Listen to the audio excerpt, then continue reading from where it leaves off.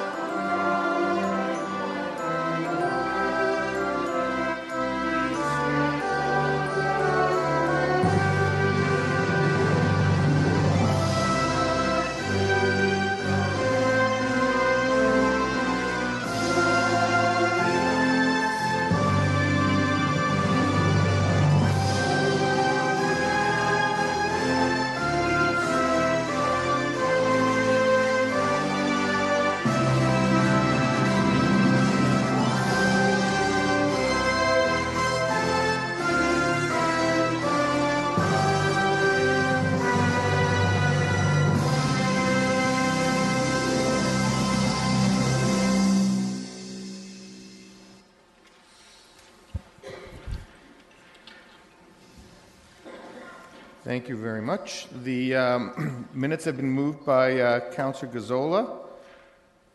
All in favor? Is there a correction? Okay, just 1 second. Councillor Yanetsky. Yes, thank you.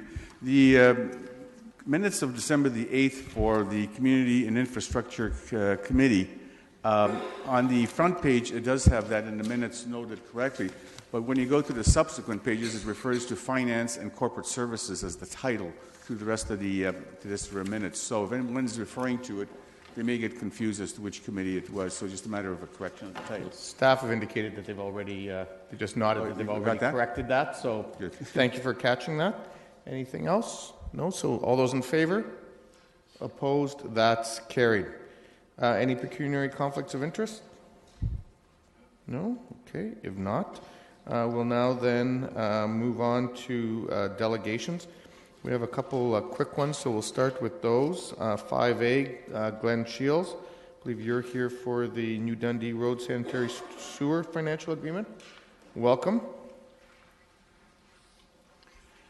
Thank you, Mr. Mayor, members of council. I'm Glenn Shields of the GSP Group. I'm here tonight on behalf of Monarch Construction. There are a couple of items that are on your agenda tonight with respect to servicing down in the Dune community, and we certainly support those.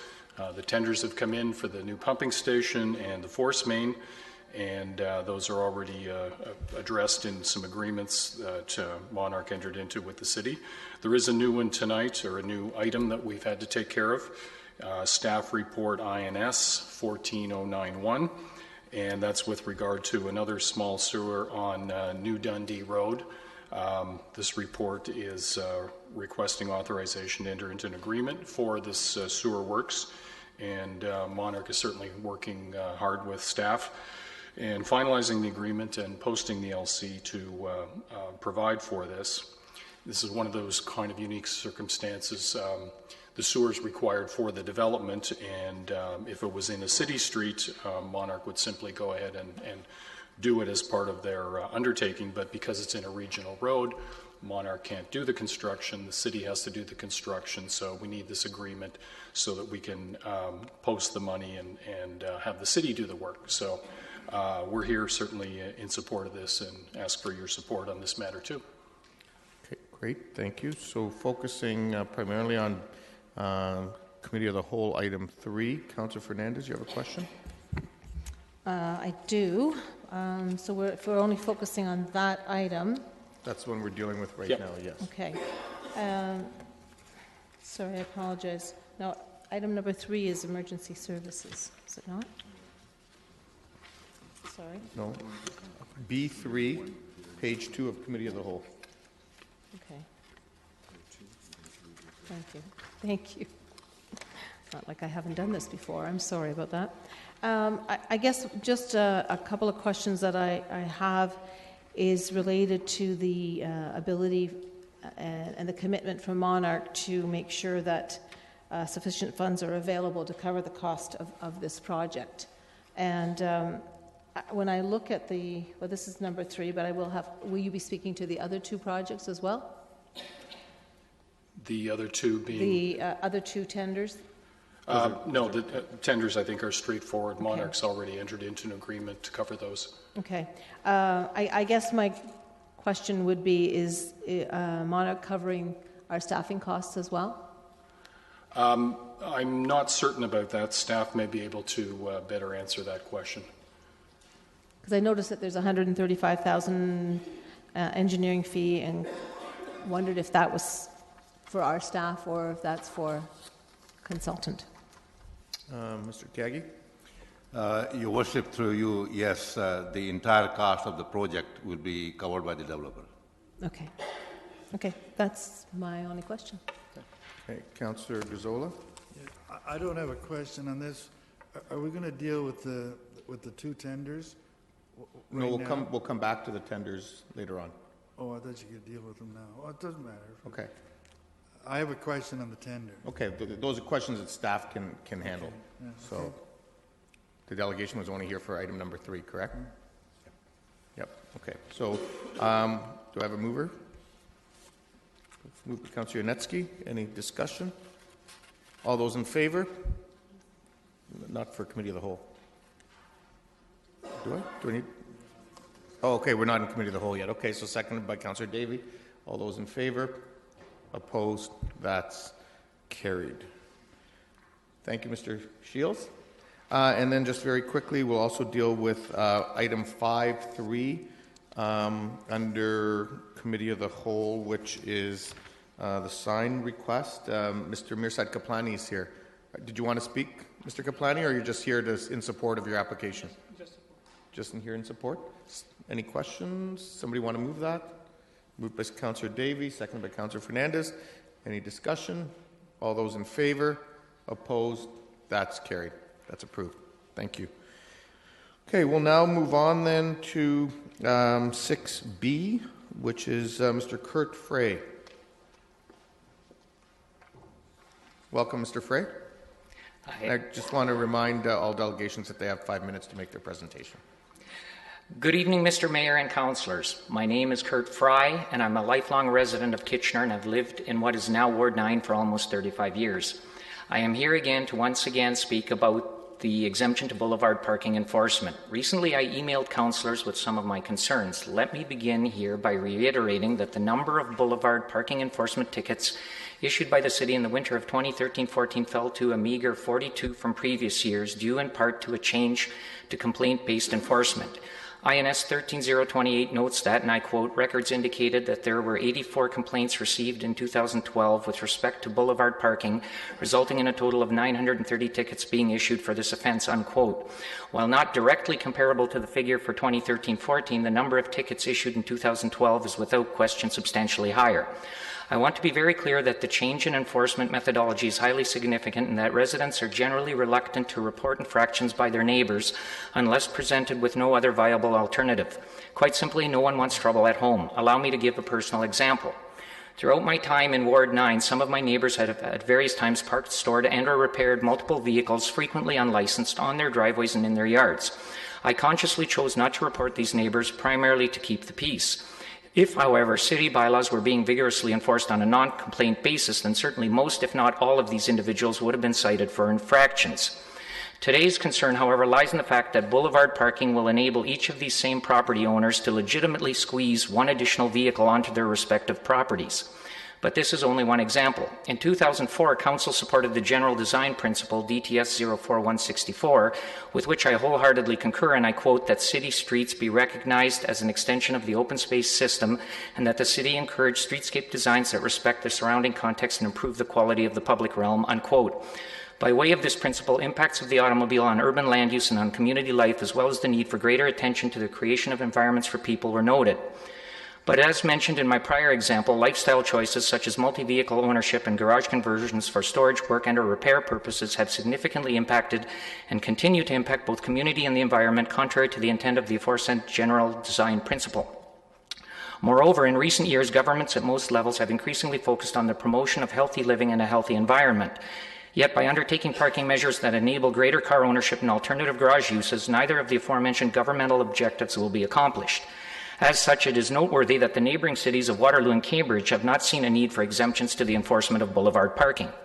We should all ask ourselves what further vehicle-friendly steps the city might be expected to take if and when even more neighbourhood parking is desired and or required. At this time, and by means of analogy, I would like to address the relationship between regulatory enforcement and lifestyle choices. When an individual or couple is starting out in life, she or they may choose to buy a compact car and or a one or two bedroom home. Later in life, as a family takes shape, she or they may decide that the car and or home are no longer suitable and consequently need to be upgraded. A larger vehicle is then purchased, not only for the extra space, but also to ensure that sufficient seatbelts are in place to accommodate the entire family. Similarly, a house with additional bedrooms may be needed not only for the added room, but also because it may be impractical or illegal to enlarge the home. Vehicle parking on the boulevard is no different in that as a family situation changes, it may become necessary to consider moving to a home with more available parking area. In all of these cases, regulations play a part in the decision-making process. Thus, it is important to recognize that the elimination or watering down of regulations or their enforcement is likely to exercise influence on the future behavior of affected individuals. Finally, some of the potential safety issues that may arise from the advent of boulevard parking must be highlighted. How will vehicles safely exit the boulevard when steep banks of snow block the driver's view? Let's say you're running late. Will you take the time to lower the snow banks in order to clear the view before pulling onto the street? Also, what happens when one of the city's snowplows blocks a vehicle parked on the boulevard? If it's you, will you need to stand in the street in order to clear the snow from beside your car? And what happens when a vehicle parks over part of the sidewalk and an elderly or infirm person can't pass? Is it reasonable, safe, and sufficient for that person to knock on the door of that property or to wait until returning home to resolve the problem? Safety should always come first. In conclusion, I strongly encourage Council to reject outright any exemption whatsoever to the enforcement of boulevard parking, except possibly for Ward 5. In my view, another one-year pilot will serve only to expand scope a year from now. Furthermore, I urge Council to discontinue the associated practice of responding only to parking complaints and to return instead to a more vigorous bylaw enforcement mechanism that will not have the potential of jeopardizing residents' relationships with one another. The answer to a problem is not to deny its existence. Too many vehicles in too small an area is the problem that requires a solution. Therefore, it is not helpful to enable even more vehicles to occupy a small space, thereby making their number likely to become even more unmanageable over time. Please let's not allow the growth in the number and location of vehicles to blight our landscapes, damage our environment and health, and create the potential conflict between citizens. I thank you for your time.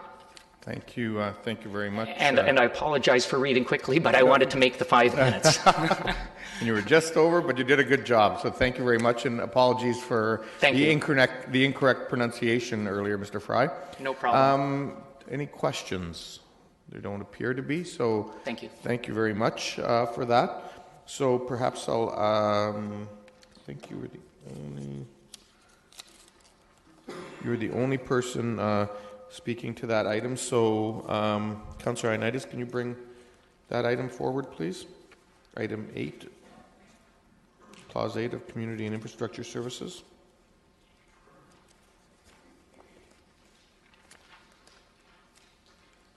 Go ahead, Councillor Ioannidis. It's been moved by myself and seconded by Councillor Frank Etherington that parking on the boulevard, paved area and driveway between the sidewalk and the curb road edge be permitted in Ward 5 from December 1st to March 31st annually, subject to the conditions as outlined in Community Service Department Report CSD-14-108, and further that parking on the boulevard, paved area of the driveway between the sidewalk and the curb road edge be permitted from December 1st to March 31st as part of a one-year pilot project in Wards 1 through 4 and Wards 6 and 10. Okay, we have several speakers. Councillor Singh. Yeah, thank you, through you, Mr. Mayor. I want to make sure that I take the opportunity to continue to speak my opposition to this direction. Very similar points to what the delegate has pointed out, and I think what resonated in my mind when he said that this is a slippery slope where easing of our regulations, where some additional asks will come forward from the community simply because resident situations change. I'm speaking to this not for Ward 5. It's understandable. Some aspects of planning has caused aggressive issues over the past years, and this type of measure is a necessity. But that's not the case for other wards throughout the city. I think this is something that doesn't necessarily need to happen and doesn't make sense in my mind. I think it will create an eyesore, and there's already a growing discontent for this direction. So I will reluctantly not support the one-year pilot project for citywide, except for obviously Ward 5. Okay, so you're asking that we deal with the two clauses separately? Okay, Councillor Gazzola. Yeah, I have a question of staff or someone that is proposing the 1 year hiatus.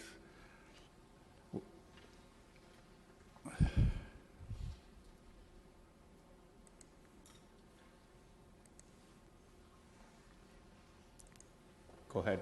Mr. Turner's here to help. Yeah, my concern is that we're going to try something here for a year, but what criteria are we going to set up to judge at the end of the year? We're just, has anything been said as to what should happen or to help us to decide whether this should go on in the future? Is there any criteria that's been established? Through you, Mr. Mayor, some criteria has been, we have given some thought to some criteria. Obviously, feedback from all of our operations staff in terms of any occurrences that may hinder snowplow removal or snow removal will be an issue. We're also looking at setting up a form of a survey online to garner feedback throughout the winter and leading into next spring, as well as the feedback of our officers when they're out in the neighborhoods looking for or responding to complaints where the vehicles may not be parking in compliance with the regulations that we set out. So in other words, we do anticipate that we'll still receive some complaints with regard to vehicles that are not properly fitted onto the paved boulevard area. So we will still be, despite the exemption, will be responding to certain types of complaints. But how at the end of the year, how do we judge this? If we don't hear from anybody, does that mean that it's okay?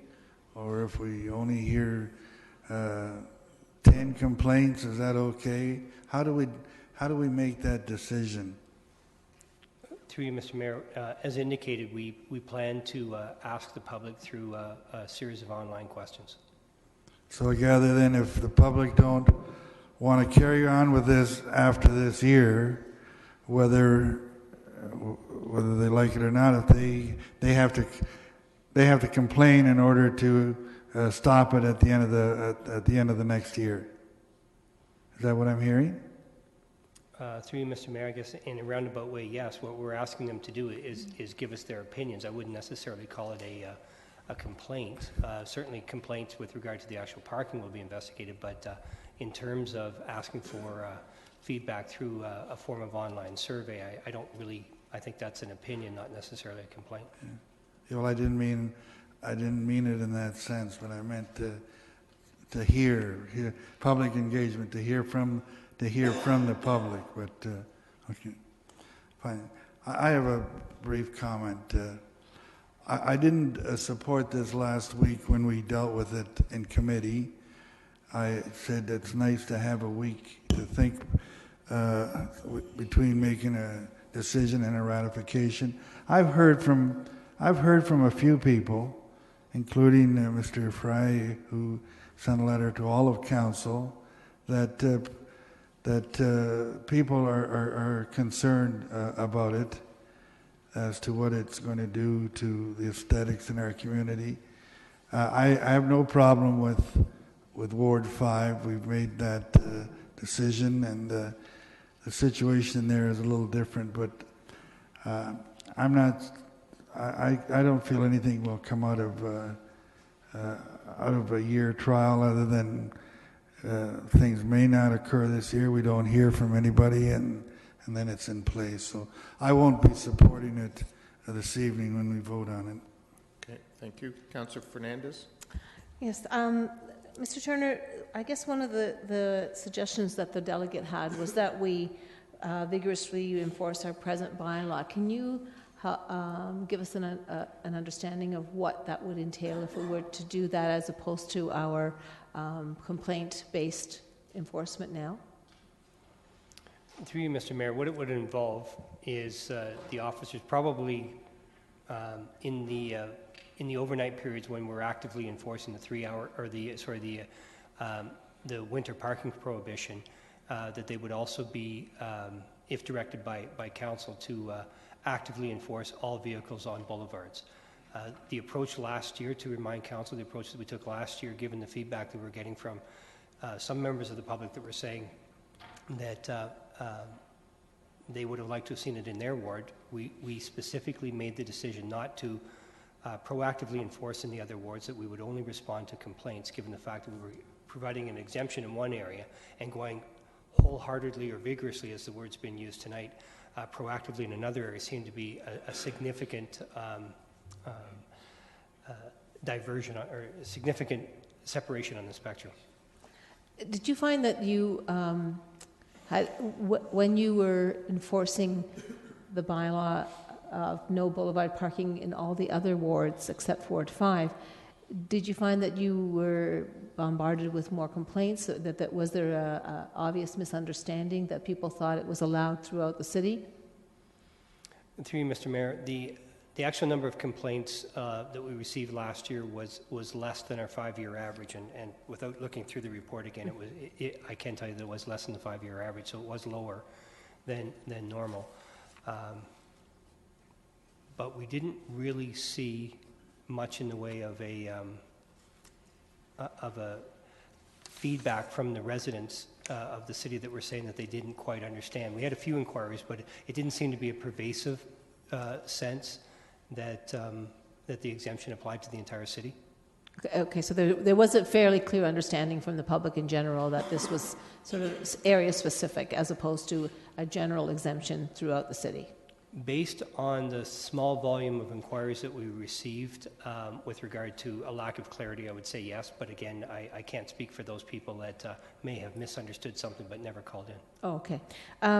The other question I had was, I believe Mr. Fry was indicating that we vigorously enforce our present bylaw, the 3-hour parking and the no parking overnight between 2 a.m. and 6 a.m.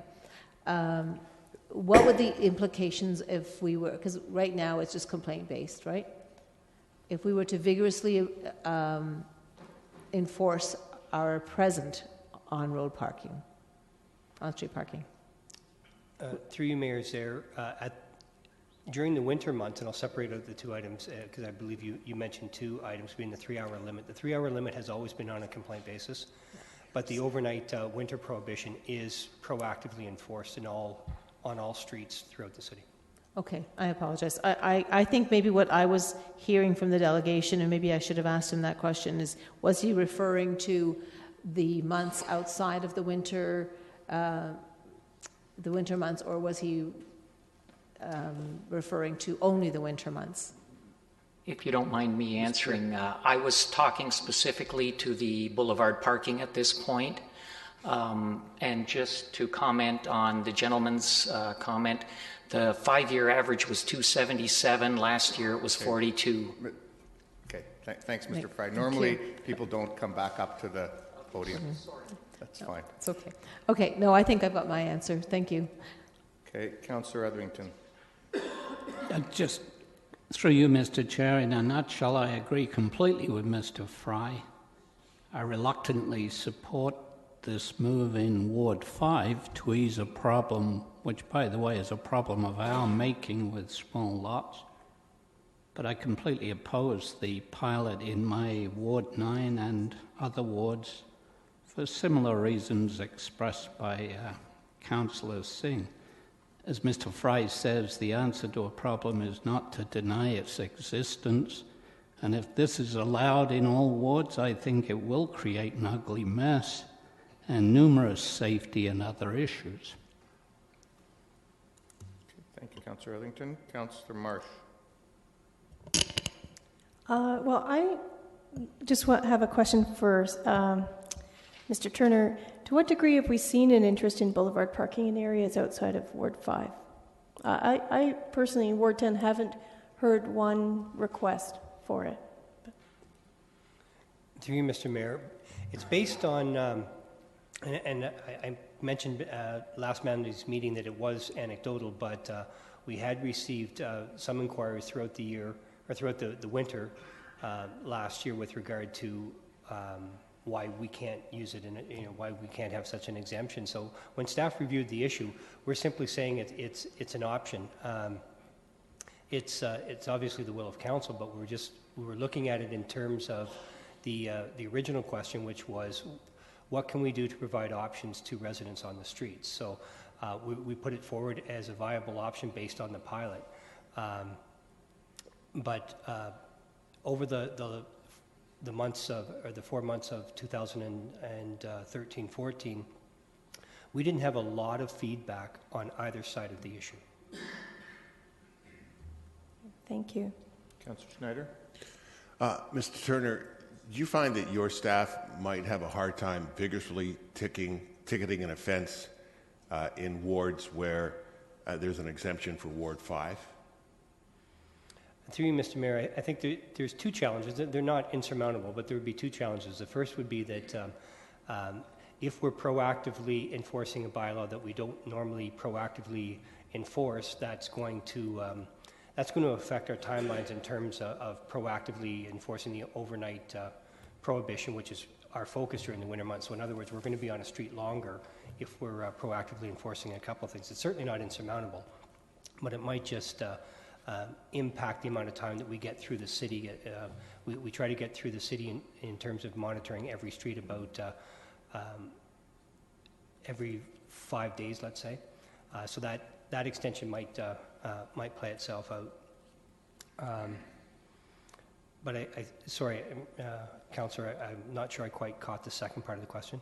Oh, just the pressure on your staff if they have to ticket an offense that's not an offense in Ward 5. Sorry, so the second part, in terms of a challenge, relates to just the optics of being exempt in one area of the city and totally proactive in the other areas of the city. So it's just the distance between the two enforcement practices on the spectrum is what we're talking about in terms of a challenge. Again, it's not insurmountable, but we're taking almost a 180 direction from one area of the city to the other. And as far as your staff go, would they appreciate the one-year pilot to gain some engagement from citizens of other wards? Through you, Mr. Mayor, certainly with something that can be controversial or where there could be opposing sides, a one-year pilot certainly does help us. I think everybody would gain insight in terms of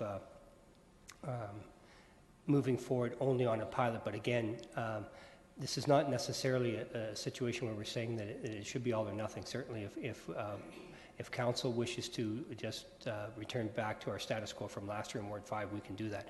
We were simply putting out an option just to provide residents some alternative in order to get their car off the street during the winter months. Okay, thank you. Any other questions, Councillor comments? Councillor Davey? Sir, is it comments as well? I'm just sure. Yeah, okay. So, to be clear, actually, first I want to thank Mr. Fry. Thank you for your thoughtful letter that you've contacted council with. I am going to support it. I did bring forward that we do it as a pilot as opposed to approving it up front. I also had the concern of aesthetics in bringing it forward as a pilot. I think it's important that we try it to see the public's response, and that doesn't necessarily mean that it's something that's going to be happening in perpetuity. Perhaps something comes back in terms of some sort of cost recovery where a resident can contact the city and say, I need to be able to park on my boulevard these 3 weeks during the winter. Because I want to remind people, I too don't think it's terribly appropriate to have someone that lives in the residence parking there all the time. I really see it more as a situation where, families visiting from out of town for a weekend need some place to park during the winter months only. And again, this reminding people, this is not all year round. This is only for those 3 winter months. So I see it as an option for family to park, for visiting from out of town family or friends. I see it as a deterrent if someone's visiting for an event or something like that, where perhaps they've had an extra drink and they'd rather not drive home that evening, and they have an option to park in front of a home that they wouldn't otherwise have that opportunity. So I would encourage members of council to support it only as a pilot for 1 year. Let's hear the feedback from the residents, and if there is a strong backlash, if residents simply don't like it, if it is being abused, then perhaps we can come back with some sort of cost recovery type model where residents can come forward and contact the city in advance, so we still have that opportunity for friends, family, and those other safety issues. Other questions before I go to further comments? Councillor Fernandez, your comments? I just have one question, Mr. Turner, and just to be clear, if we continued with the status quo in the rest of the city, would you be necessarily proactively enforcing that, or would you simply be responding on a complaint basis? Through you, Mr. Mayor, what we, again, it's certainly subject to council's direction, but what we indicated in the report was we thought the appropriate way to balance it out would be to only respond to the complaints and concerns in the other areas of the ward, or other wards in the city, I should say. That's certainly subject to council's direction, but we had indicated that that would likely be the preferred approach. Under a status quo situation? That's correct, sir. Okay, that's fine. Thank you. Councillor Fernandez, comment? Yes, I want to echo the same as what my colleagues have said. I am worried about once we start forward on this that it'll be hard to step back from it. But just listening to what Mr. Turner said, I think that may be something that we may want to consider instead of the pilot project. And this is what I think I heard you say, is that Ward 5 would be allowed the boulevard parking during the winter months. The rest of the city would not be allowed it, but you would, if people were doing that, you would vigorously enforce. Is that what I heard? Did I understand you correctly? Sorry. Or was it the opposite? No, it was the opposite. That again, that's the approach. That's one of the options that was outlined in the report. But again, our enforcement protocol is certainly subject to council's direction. But what we were suggesting in the report, or what we discussed in the report, was that the one option that would see us return to what we did last year would be complaint based in the other wards and exempt in Ward 5. Okay, all right. And I think that's something I'm a bit more comfortable with. I see Ward 4 having a lot of, we already struggle with a lot of parking issues because of a number of student housing problems, and I see that getting significantly worse if we start allowing boulevard parking. I think I would rather see us go with what staff's original suggestion was, allow it in Ward 5, and then just vigorously. No, he's saying not vigorously. Not vigorously. Enforce. I apologize. I messed up again. No worries. Not vigorously enforce when it does happen, unless it's complaint. Okay, thank you. Councillor Marsh? Just wanted to ask some clarification from Councillor Davey just about the suggestion that if we were to do the pilot and then next year decide against it, to continue with a cost recovery basis of allowing, can you just help me understand, were you saying that that citizens would be allowed to call in and say, just for tonight or just for these 3 weeks, we have guests, we'd like to do boulevard parking during this period, and ask, yeah? Sure, yeah, so it's not my intention to work through that tonight. I was thinking it would come back when the feedback came back from the pilot, but if there is a strong, if it does end up getting abused and there's a distaste from the community, then perhaps there's a situation where even if there is a way that they could call in, let us know. That might be a middle ground, but again, I wouldn't presume to try and get into that sort of detail tonight. That's something staff would have to look at. Right. Thank you. Thank you. I prefer, I just want to mention as a comment, I would prefer going straight to an option like that, not necessarily to try and work out all the details tonight, but that, so that's why I will not support the motion tonight, because I prefer to, rather than go with a pilot that we're not really sure we really need in the first place, to go with something that we think makes most sense first off the bat. Thanks.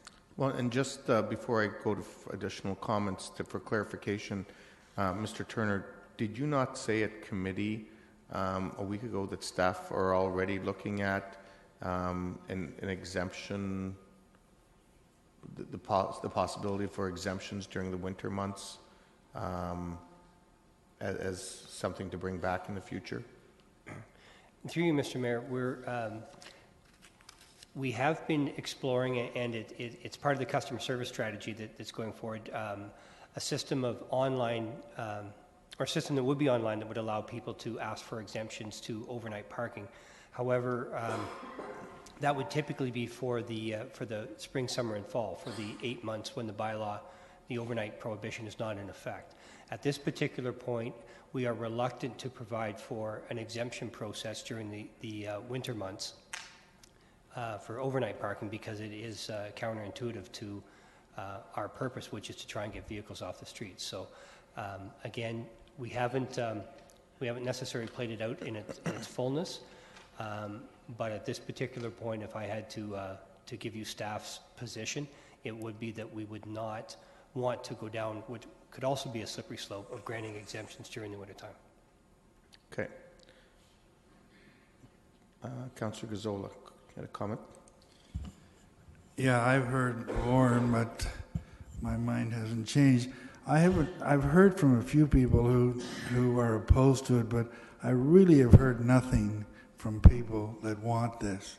And it doesn't appear that any of us have really heard from constituents that they would like this. So there are so many things that our constituents would like that we can't seem to get around to. I have a problem going in this area, so I won't be supporting the trial. Councillor Galloway-Seelock?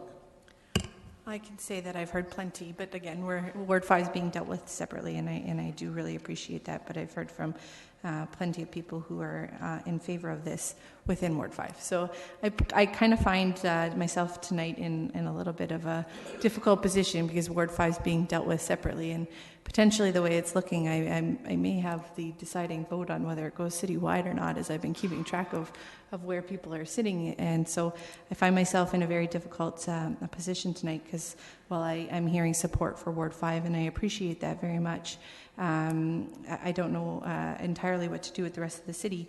I do want to draw the attention back to some of the concerns that have been outlined, and I appreciate Mr. Fry's letter and correspondence throughout the week. Will alleviate some of the concerns that have been brought forward, just with regards to the rules that are in place that have to be followed. And I can tell you from last year, we did have some initial hiccups where people needed to be educated on what was okay and what was part of the rules and what wasn't. But once people learned, it was quite a successful opportunity. And I guess from my perspective, because it was successful and only the people who really needed it used it, I don't think anybody, had a double car driveway and chose to put one car on the driveway and one on the boulevard. Like you see it out of necessity versus just because it's probably not the most fun thing to do to parallel park your car on a boulevard. So it really does become out of necessity for people who do need this. So I think from my perspective, it was really good to have that 1 year for me to be able to see where it went and made sure that it was a clear message to the community that it is 1 year and we want to hear your feedback. I reached out a number of times to the community to try and get their feedback. And I think that in order to make that educated decision, the opportunity here before you tonight is to try that 1 year pilot and really be able to engage and get the feedback. But I think from my experience, you'll really see it's the people with the necessity that use it. And I didn't find it to be much of an eyesore because you're dealing with very high snowbanks to begin with. So it's just another car parked in a subdivision. So with that, it's a difficult spot to be in tonight, but I think regardless of the outcome, there'll be people who are happy and people who aren't, and I think this is our opportunity to just try it for 1 year. So I believe that I will support the recommendation. I don't know if I am the swing vote, but I'll support it because I believe it was a positive experience in Ward 5 last year. Councillor Schneider. I have to admit, I'm feeling a little conflicted on the issue. I really appreciate your comments, Councillor Galloway-Sealock, and also Councillor Davey and Councillor Gazzola. I think you made a great point about we need some criteria on which to judge the success or failure of this. I feel that this is a test run. It's a chance for us to dip our toes in the water and find out if this is something that is needed and wanted. We'll try it this winter and see if it goes. And it's a good chance for us to engage and let our citizens speak. Councillor Ioannidis. Yes, through you, Mayor Urbanovic. I can go through the experience that I had last term, and I may have not heard much about this in the last week or so, but I know throughout the term I heard probably over at least a dozen times every year about concerns about parking, and in particular in the winter. And I think what's being proposed as a pilot exactly is what some of our fellow member councillors have mentioned, and it's only a pilot, and it's only realistically 3 months. So I'm going to support the recommendation, and I think this is an opportunity, as our newly elected councillor mentioned, that we'll let people speak about it and see what they think about it. Okay, any other comments? If not, I'll make some. I've thought a fair bit about this and tried to take into account the various views that have been raised on this issue. I think that, as Councillor Galloway-Sealock has indicated, there is a unique need in Ward 5 as a result of planning decisions that were made many years ago, and we've tried to respond to that need. I think that also speaks to the fact that a cookie-cutter approach doesn't need to always be taken to every issue. In other words, that sometimes there are certain uniquenesses in different neighborhoods, and we should respond to those in a way that best serves that neighborhood. I think when I consider all of the information and all of the facts and the input that I've had from residents over the years on parking issues, I think at this point in time I'd be inclined to not see us proceed with a pilot on this issue going forward for the rest of the city, continuing with Ward 5. And what I would like to see is staff investigate further the notion of some sort of mechanism, quite frankly, during those winter months or during the rest of the year that would allow us to be responsive to a particular set of circumstances, whether it's a visiting set of parents from out of town, whether it's somebody trying to be responsible by not drinking and driving. I think that's where we want to perhaps focus our energies. This isn't, in my view, bylaw enforcement isn't about being punitive. It's about trying to ensure that we continue to have a well-run society that is reflective of the communities that we serve. And I think it's always a challenge trying to find that right balance, but I think that would probably, at least at this stage, be the better way. If we hear differently from community in the future, it doesn't mean that we can't revisit that issue. So with that, that's fine. So we have two clauses. The first one is specifically with respect to Ward 5, and there's a recorded vote on that.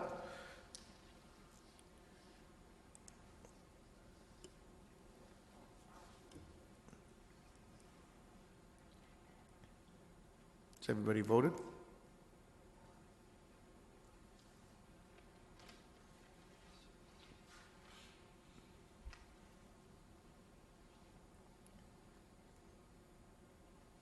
And that's carried unanimously. And now we'll vote on the second clause, which is with respect to a trial in the rest of the city.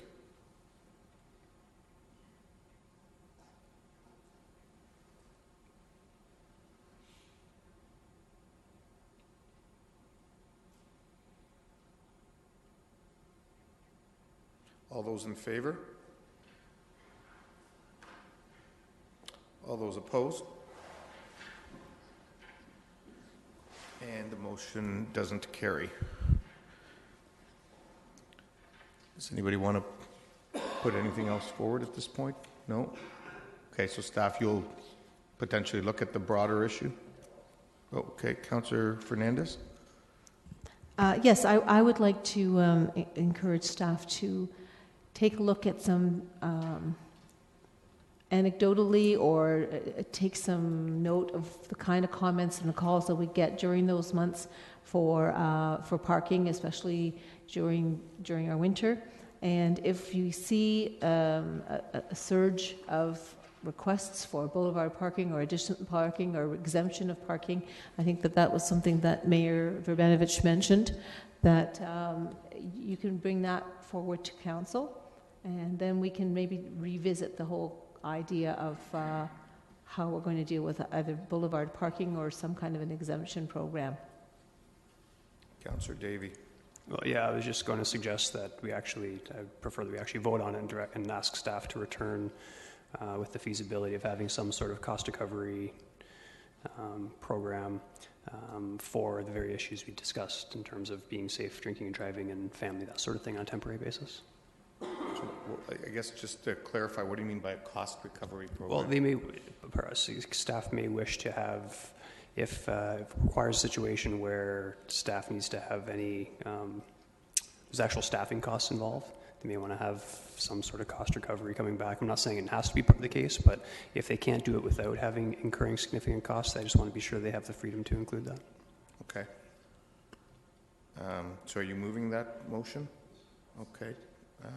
Mr. May, you want to make a comment, and then a couple other people. Through you, Mr. Chair, you may want to hear from Mr. Turner on this. My only point would be that the next available committee meeting isn't until, I believe it's the 19th of January.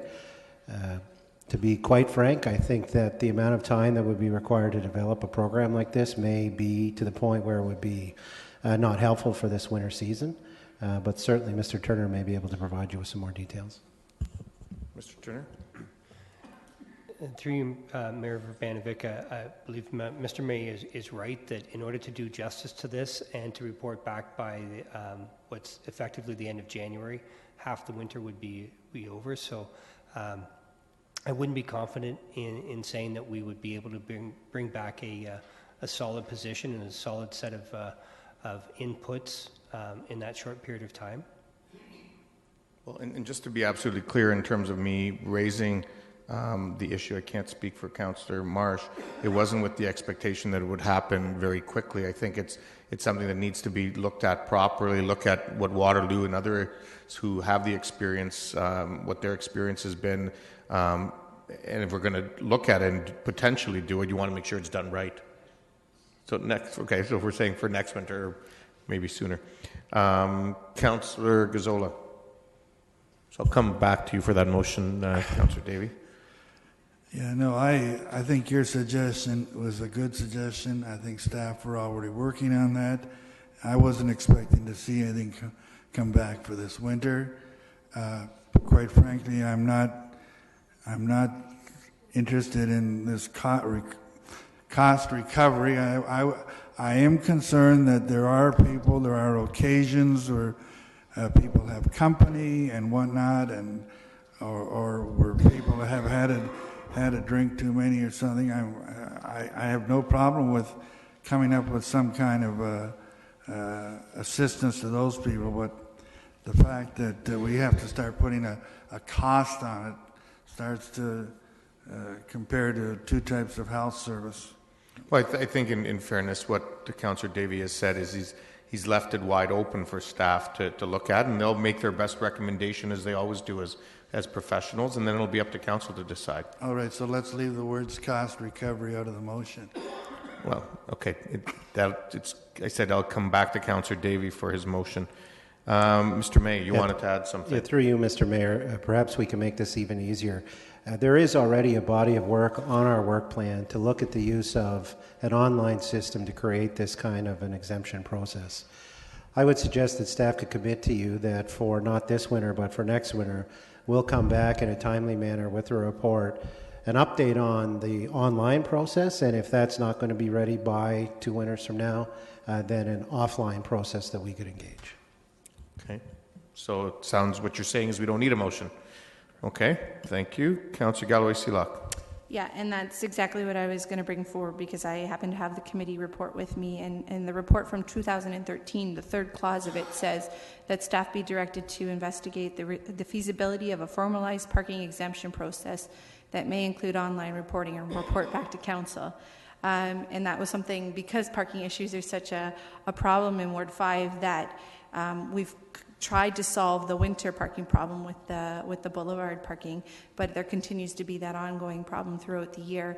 And I think that as staff continue to investigate that, it's an easy piece to add into that equation, whether or not that exemption system could include boulevard parking throughout the rest of the city when that report comes back. And so I see them going hand in hand, and like Mr. May has already said, and Mr. Turner, that work's already underway. It may take a little bit, but I think it may be a natural fit to look at that all comprehensively. Okay, thank you. And Mr. Turner, thank you for the work that you've done on this. I think Mr. Turner and his staff continually try to do the best job that they can on a very difficult issue, and quite frankly, find themselves, I at least find that they're always try to be reasonable and fair and balanced in their approach, trying to balance neighborhood needs and the enforcement responsibilities they have. So thank you for your efforts. Okay, moving on then. We'll now move on to item C. Mark Zerab from the Waterloo Region Labour Council.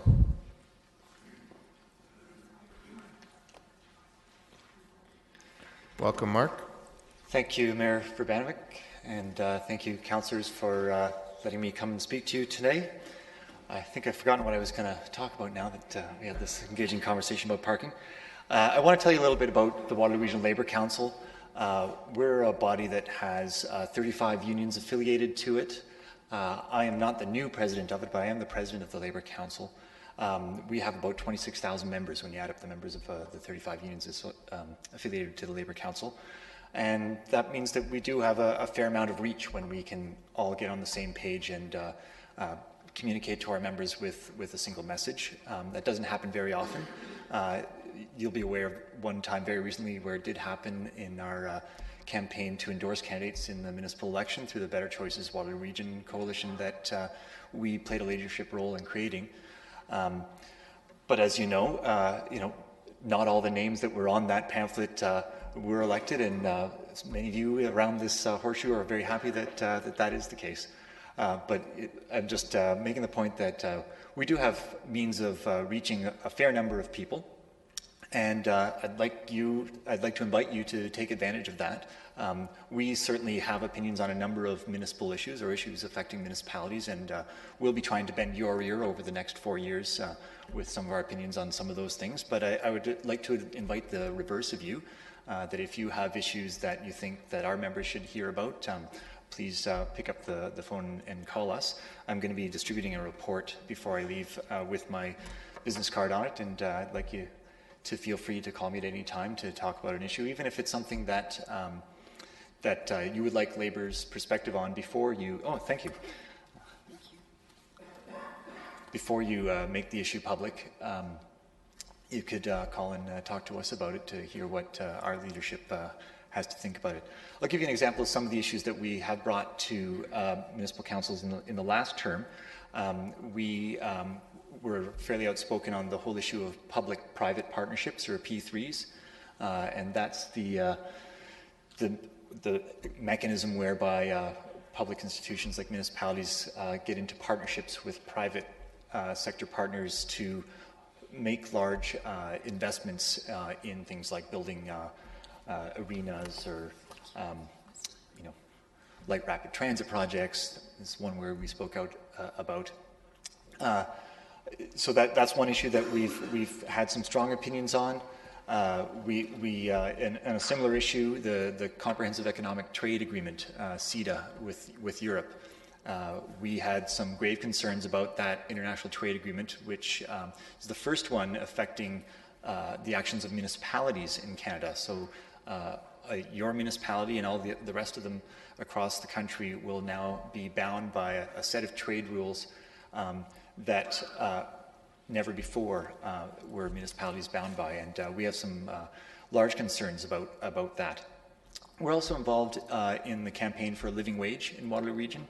Just last month, I participated in the launch of an initiative called Living Wage Waterloo Region that brought together a number of partners, including both social planning councils in the region, both United Ways, and we played a strong part in it. And it's a voluntary employer recognition program for employers that pay a living wage. So we're really proud of that kind of work, and we hope to continue doing more of that kind of work, and we'll be at your doorstep again, I hope, in the next couple of years. Just let me end by just making a few comments about the package that I just distributed to you. Also in your agenda package is an article that I had published in the Record last month about, is that 5 minutes? No, you got one more minute. Not by my watch. On the whole issue of alternative sources of revenues for municipalities. As you know, right now we depend mostly on a fairly regressive tax, the property tax, for the majority of the revenues that municipalities have access to. This booklet has a number of options that some municipalities elsewhere in Canada already take advantage of. Others are made use of by other municipalities in other countries. But I just encourage you to take a look at the options. I know a lot of the options there are outside the purview of the municipality to decide for its own, like the income tax, for example, and would require a decision of a senior level of government, more likely the Ontario government, to make changes. But that's why you have organizations like the AMO and the FCM that I know a number of you are already involved with, and really encourage you to get involved in trying to advocate for a way to bring more progressive, to bring in revenues that are from a more progressive source than the property tax. So thanks very much for your time and attention. Thank you very much, Mark. We have at least one question for you. Oh, okay. Councillor Ioannidis. Yes, through you, Mayor Verbanovich. Thanks, Mark, for coming in. And I always like the idea of finding alternative resources for the municipality. Can you just give me a quick synopsis of what is the best option that you found in your report? Well, so in your agenda package is the one-page op-ed that I put in, and in my in that article, I voiced my personal opinion, which is a share of the share of income tax. And I think this one says that Manitoba gives its municipalities a share of the income tax, and I think because income tax is based on it's geared to your income, right? With a higher income, you pay a higher percentage of your income in tax. So with the property tax, a higher percentage of lower income people tend to pay a higher percentage of their income on property tax than higher income people. So that's why income tax is my preference. Okay, well, thank you. You're welcome. Okay, that's all. Thank you very much, Mark. Thanks a lot. Okay, we'll now move on to item D, Moira McGee. Okay, we'll then move on to additional delegations this evening. Next up for Community and Infrastructure Services, item number 9, Jennifer Voss.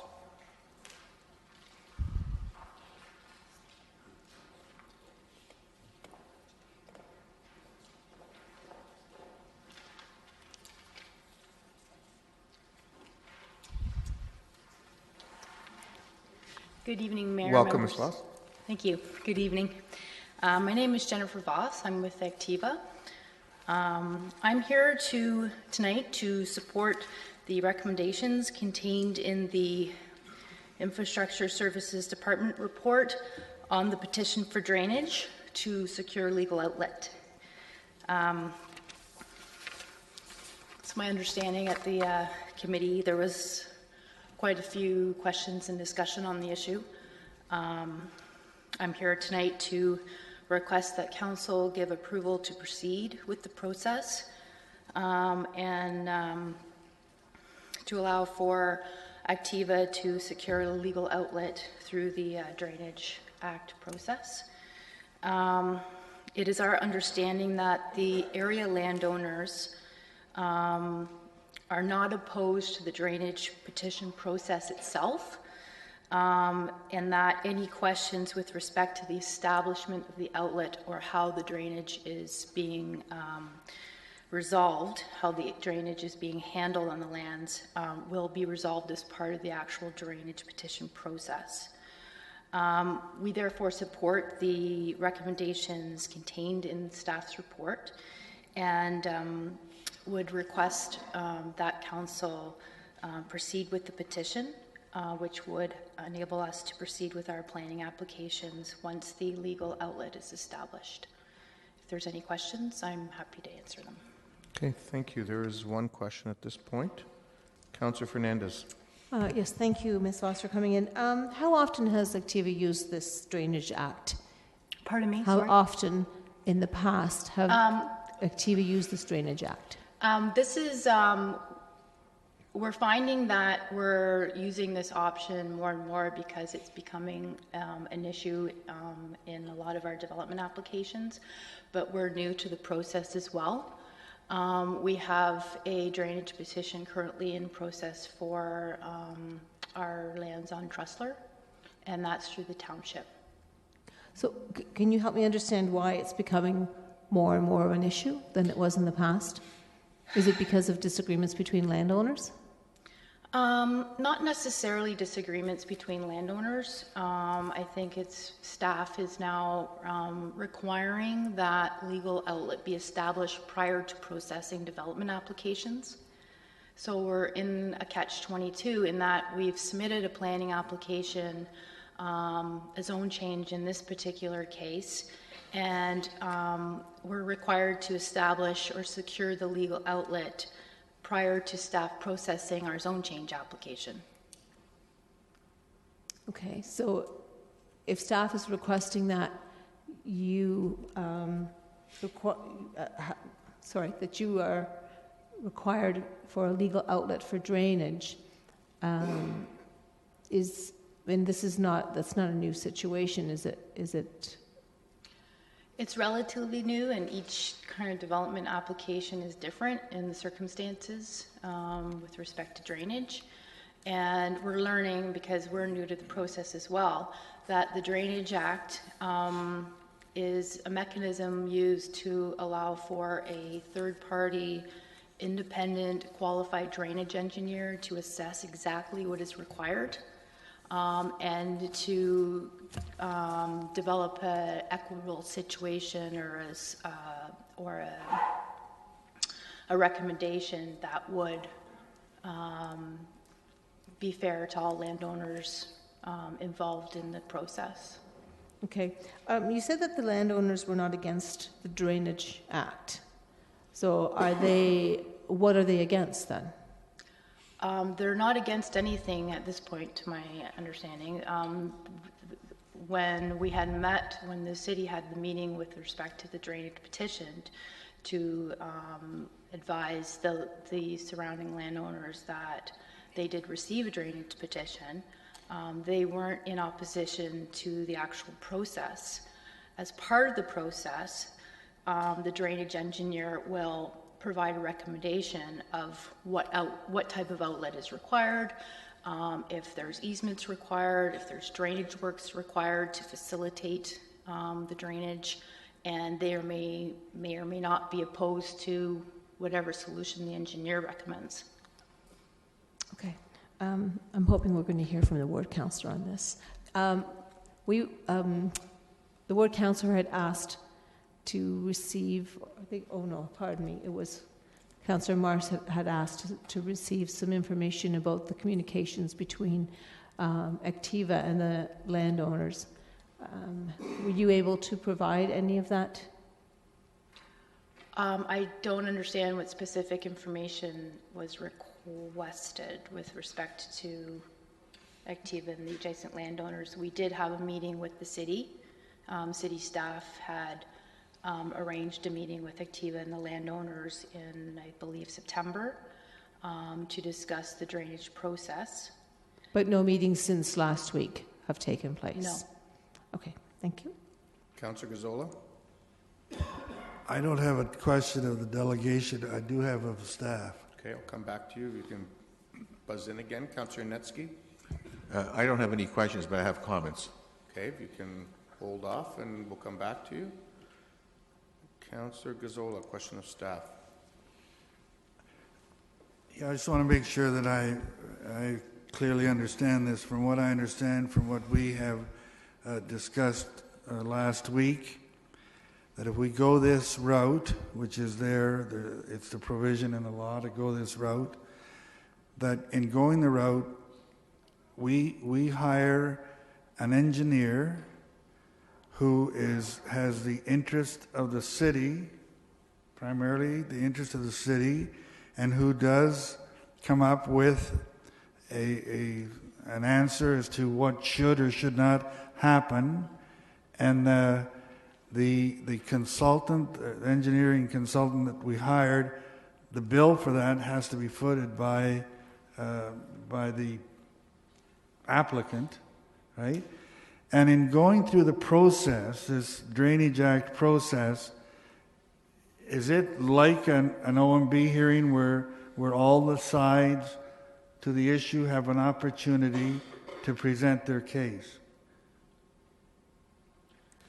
Staff? Through Mayor Vrbanovich, the answer to the first part is yes. The answer to the second part is that it's not necessarily a process like an OMB process. What it is a process that collects information. There's a report prepared. The report is presented to the landowners, to council. There are opportunities for comment, discussion, changes prior to finalization. Well, then if it goes that route, who then makes the decision at the end of that? At the end of the day, the council makes the decision to accept or reject the report. Okay, and when we're making that decision, all the sides, all the issues, all the parties have opportunities to address council? Have and will have had. Okay. Thank you.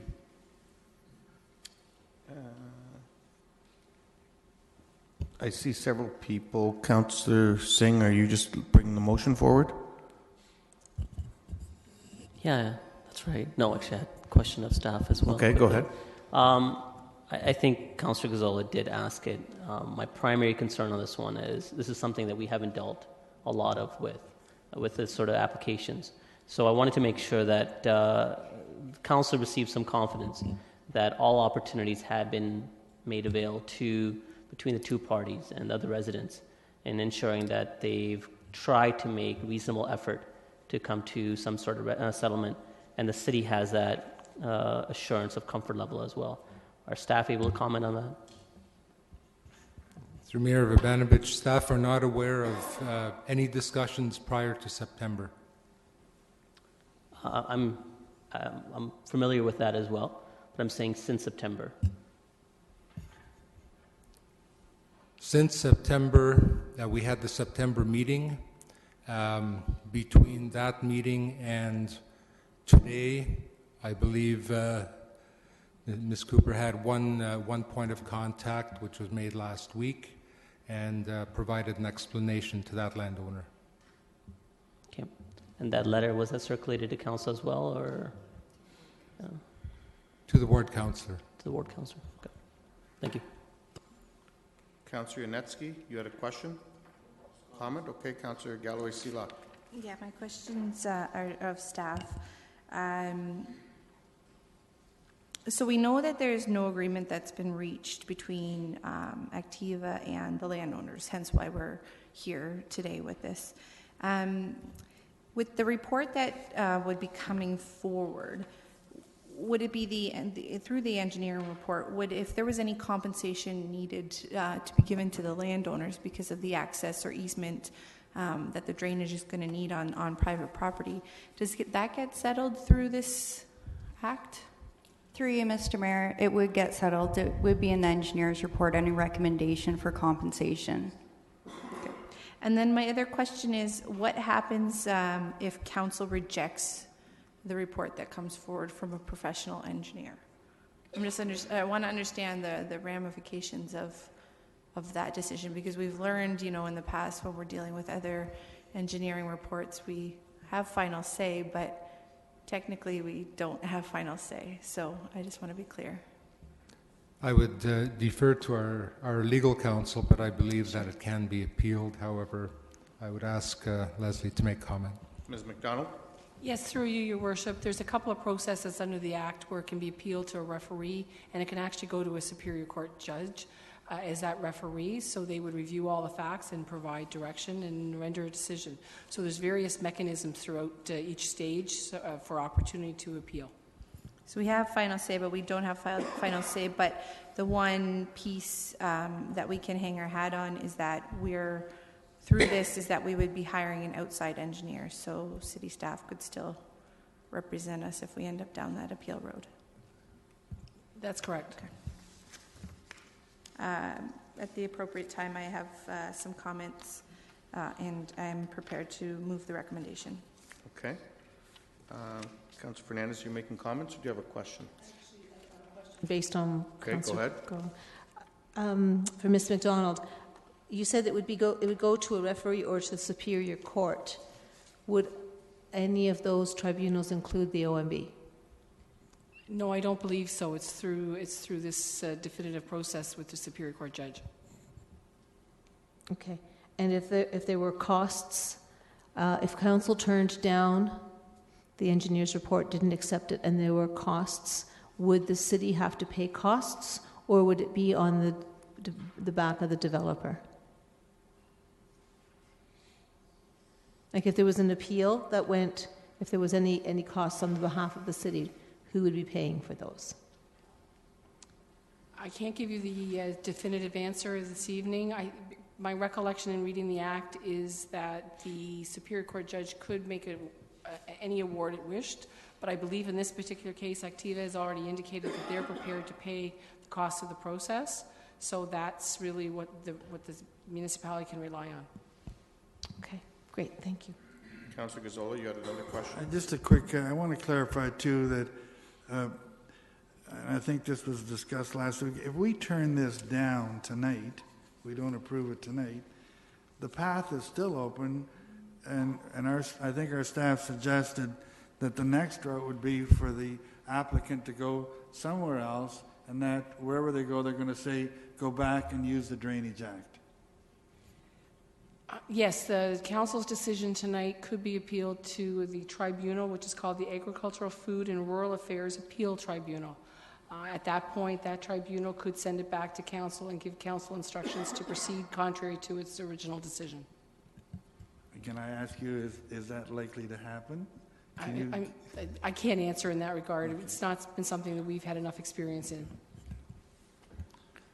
Thank you. Ms. Voss, I should have said earlier, please feel free to sit down. Apologize. Councillor Galloway-Seelock. And just comments, so I don't know if Councillor Yunetsky is supposed to be first. Well, you're making a motion. I am. Yeah, so go ahead and make the motion, and then Councillor Yunetsky can speak. I'm prepared to move the recommendation, and do you want me to comment or wait till my turn? Please feel free. Okay. I appreciate the opportunity to have a week to look into this, especially because it's a new matter here before for pretty much any staff or council to deal with, and really be able to get a handle on the situation and better understand what this means for the homeowners and the residents that are affected by this. I had the opportunity to meet with staff, and I also heard from the homeowners consultant and understand the situation better. that is unfolding in front of us.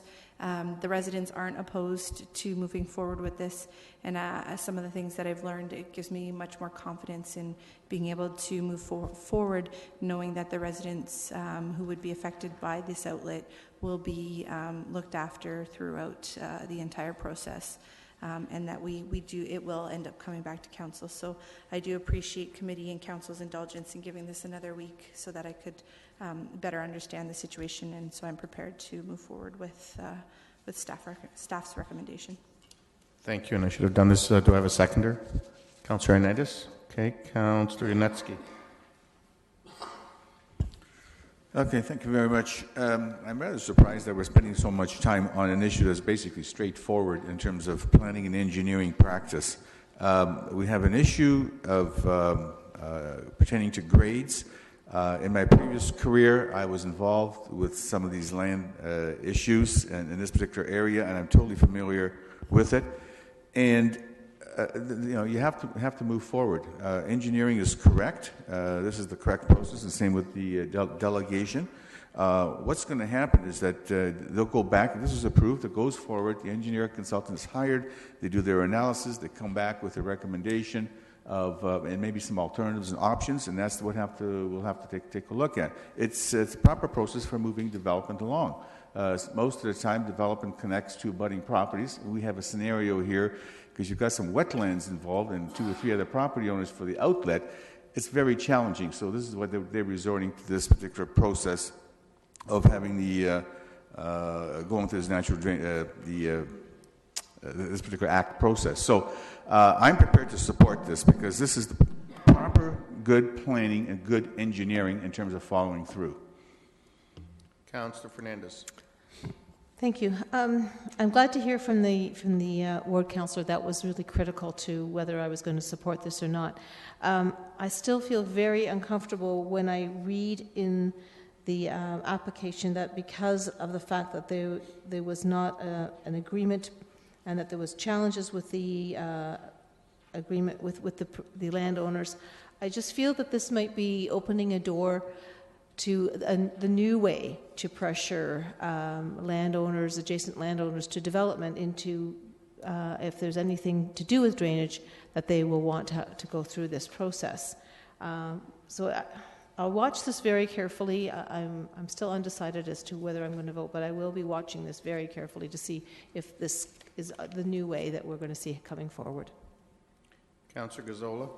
Very briefly, I was prepared to support this last week when I learned a little more about the process. The process is there. We're following it, so I will be supporting it. Okay. Motion's been made and seconded. All those in favor? Opposed? That's carried unanimously. Thank you very much, Ms. Voss. We'll now move on to, we have some delegations on an item of unfinished business, the heritage permit applications, Dune Village Road. I'll note that staff have advised that the applicants have withdrawn their applications and therefore no decision is required specifically with respect to the noted report. Our first delegation then is Mr. Ed Schnarr.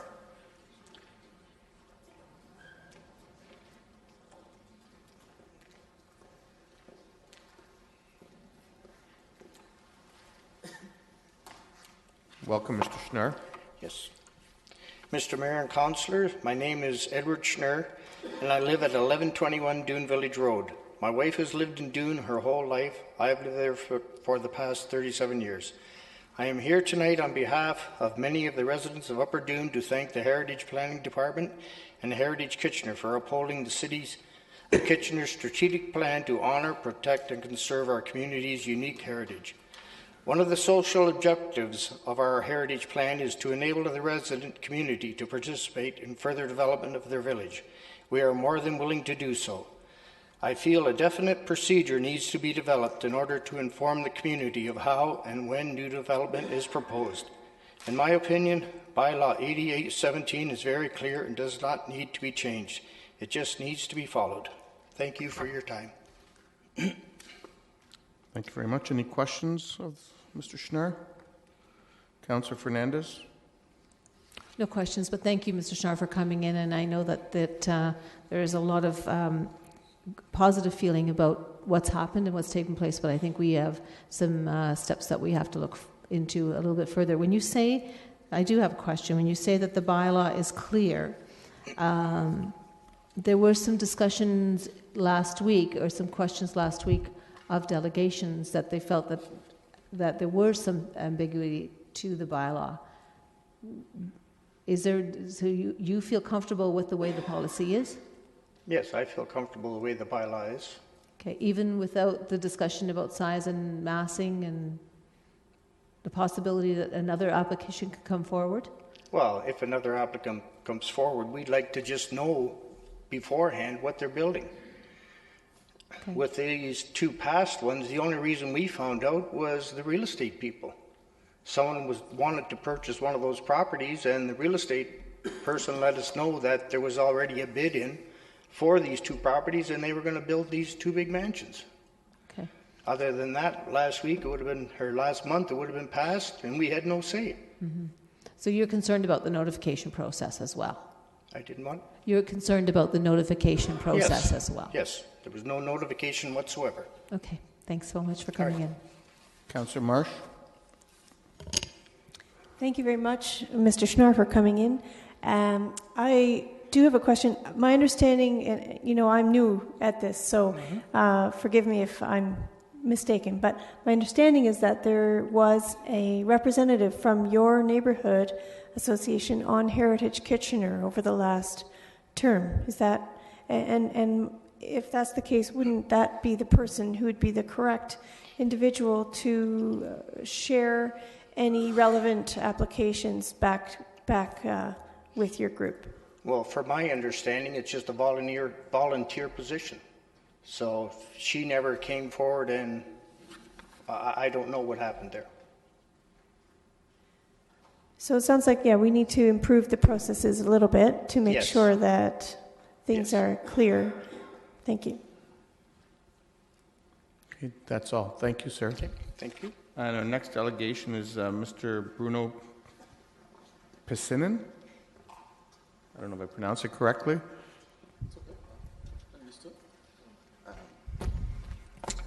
What is the correct pronunciation? Oh, my name is Bruno Pichinin. Pichinin, okay, apologies. Good evening, City Councillors and Mayor. I'm a resident of the Upper Dune Heritage District, and I'm here to speak to you about Bylaw 88-17 and the policy and guidelines that are in there. I'm concerned that the city planners feel there's no limit to the square footage of new homes being built in the Upper Dune Heritage District. Build a home as large as a lot can take, seems to be fine with them. Just make sure that the construction materials, the roof slope, and the color of the materials fits in with the neighborhood. I went to one of the Heritage meetings, and the Heritage Committee, the majority of them think that size does matter. It's crystal clear to them that in Bylaw 88-17 that the size of the home should blend in with the houses in the neighborhood. So I find it difficult that here we have one group, which is the city planners, who say, 5,000 square feet, no problem. The Heritage Committee says, oh no, the bylaw says, there's a bylaw for this area that says the house has to meet a certain mass. So I think it's fair to say that some councillors here, the Heritage Committee members and residents of Dune are very surprised that city planners are okay with approving a 5,000 square foot house. I mean, it was just, the reason we're not dealing with it today is the folks who wanted to build it pulled their application. I think it'd be good for the person who owns the property or any prospective people looking at the property to have some clarity on what they can do on that piece of land, rather than be back here in 4 or 5 months with a new developer with some uncertainty of what can be built there. So I'm looking just for City Councilor to provide us with some clarity of what can be built on that property. Maybe go back to Bylaw 88-17 and read it. I think it's clear that size matters. If you read it and you closed your eyes and just, what do you picture? It ain't a 5,000 square foot home. Thanks for your time. Okay. Thank you very much for coming in, sir. We have one question for you at this point. Councillor Fernandez. Thank you, I'm going to say it incorrectly, so I'll say Bruno. Thank you for coming in, and I appreciate you referring to the bylaw and how clear it is. I appreciate your time very much. Thank you. Thank you very much. There's another question, sir. Sorry. Councillor Ioannidis. Yes, through you, Mayor Verbanovich.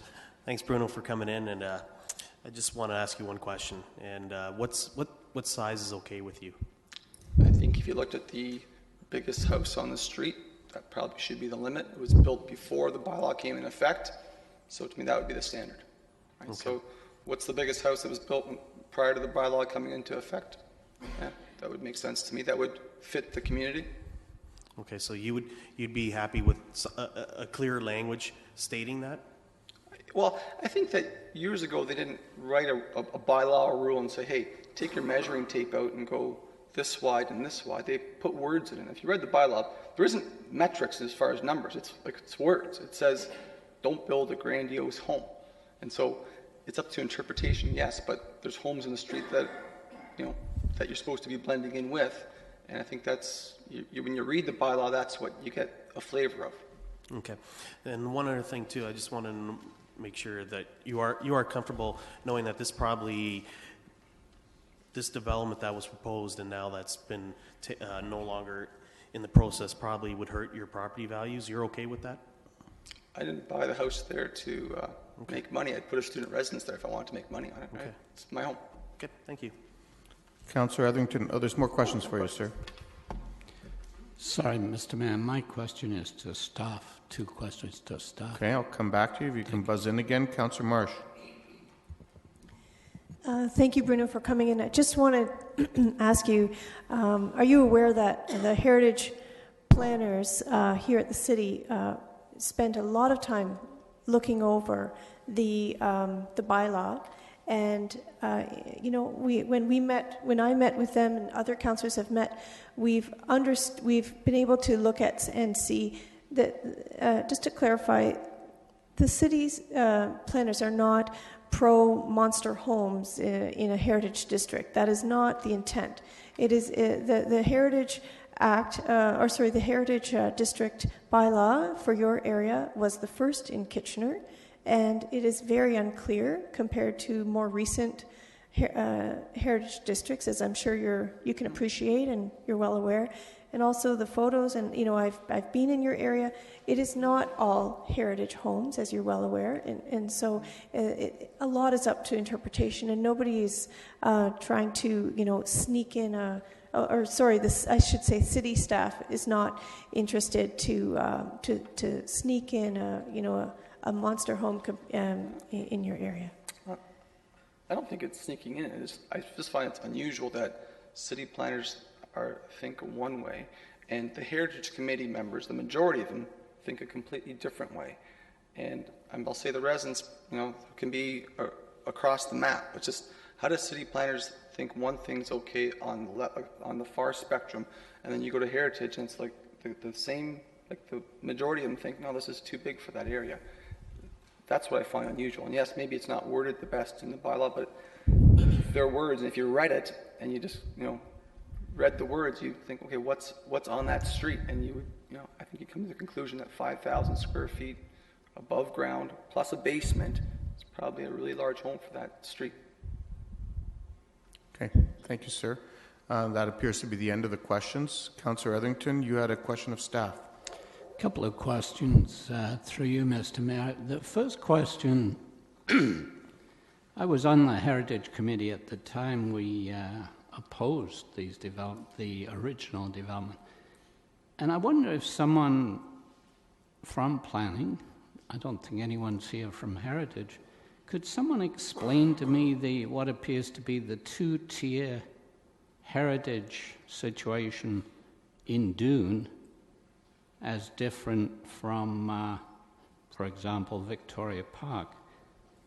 And behind that question is I'm a little bewildered by the fact that in a heritage area, we could have this 2-tier system where we have supposedly historical buildings, and then we have other types of buildings that can be in a heritage area sacrificed to demolition. Could someone give me an answer on that? Mr. May? Through you, Mr. Mayor, I'll do my best because I'm not exactly sure what Councillor Etherington is referring to when he says 2-tier. But perhaps what he's referring to is the fact that the Heritage District Plan specifically speaks to properties of heritage value and then other properties. If you take a drive in the area, as Councillor March alluded to earlier, there are a number of properties in the district that were built in the 60s or 70s that have a very different character than some of the older heritage properties. And the Heritage Plan recognizes that and has very specific policies for each of those different types of buildings. I agree, Mr. May, but presumably you'd want to replace, if you're going to demolish those buildings, you'd want to replace them with buildings that would then fit with the other historical buildings. Through you, Mr. Mayor, the Heritage District Plan actually has very specific guidelines that are to be followed when a building is demolished and new buildings are put in place. And so generally, it needs to meet the character of the Heritage District, but as was stated earlier, I can't stress this enough, the reality is that this is a Heritage District Plan that was the first for the city to do. And so it is not the strongest of our Heritage District plans. We learned a lot through that time, and had we been doing this over, we would have worded it differently. And so unfortunately, as a result, our professional planning staff, all they're allowed to do is enforce the rules the council has approved. And that's what's been done in this case. Okay, and I think perhaps it does need to be reviewed and changed. My second question relates to, and I'm puzzled at this, why would heritage staff and planners, presumably,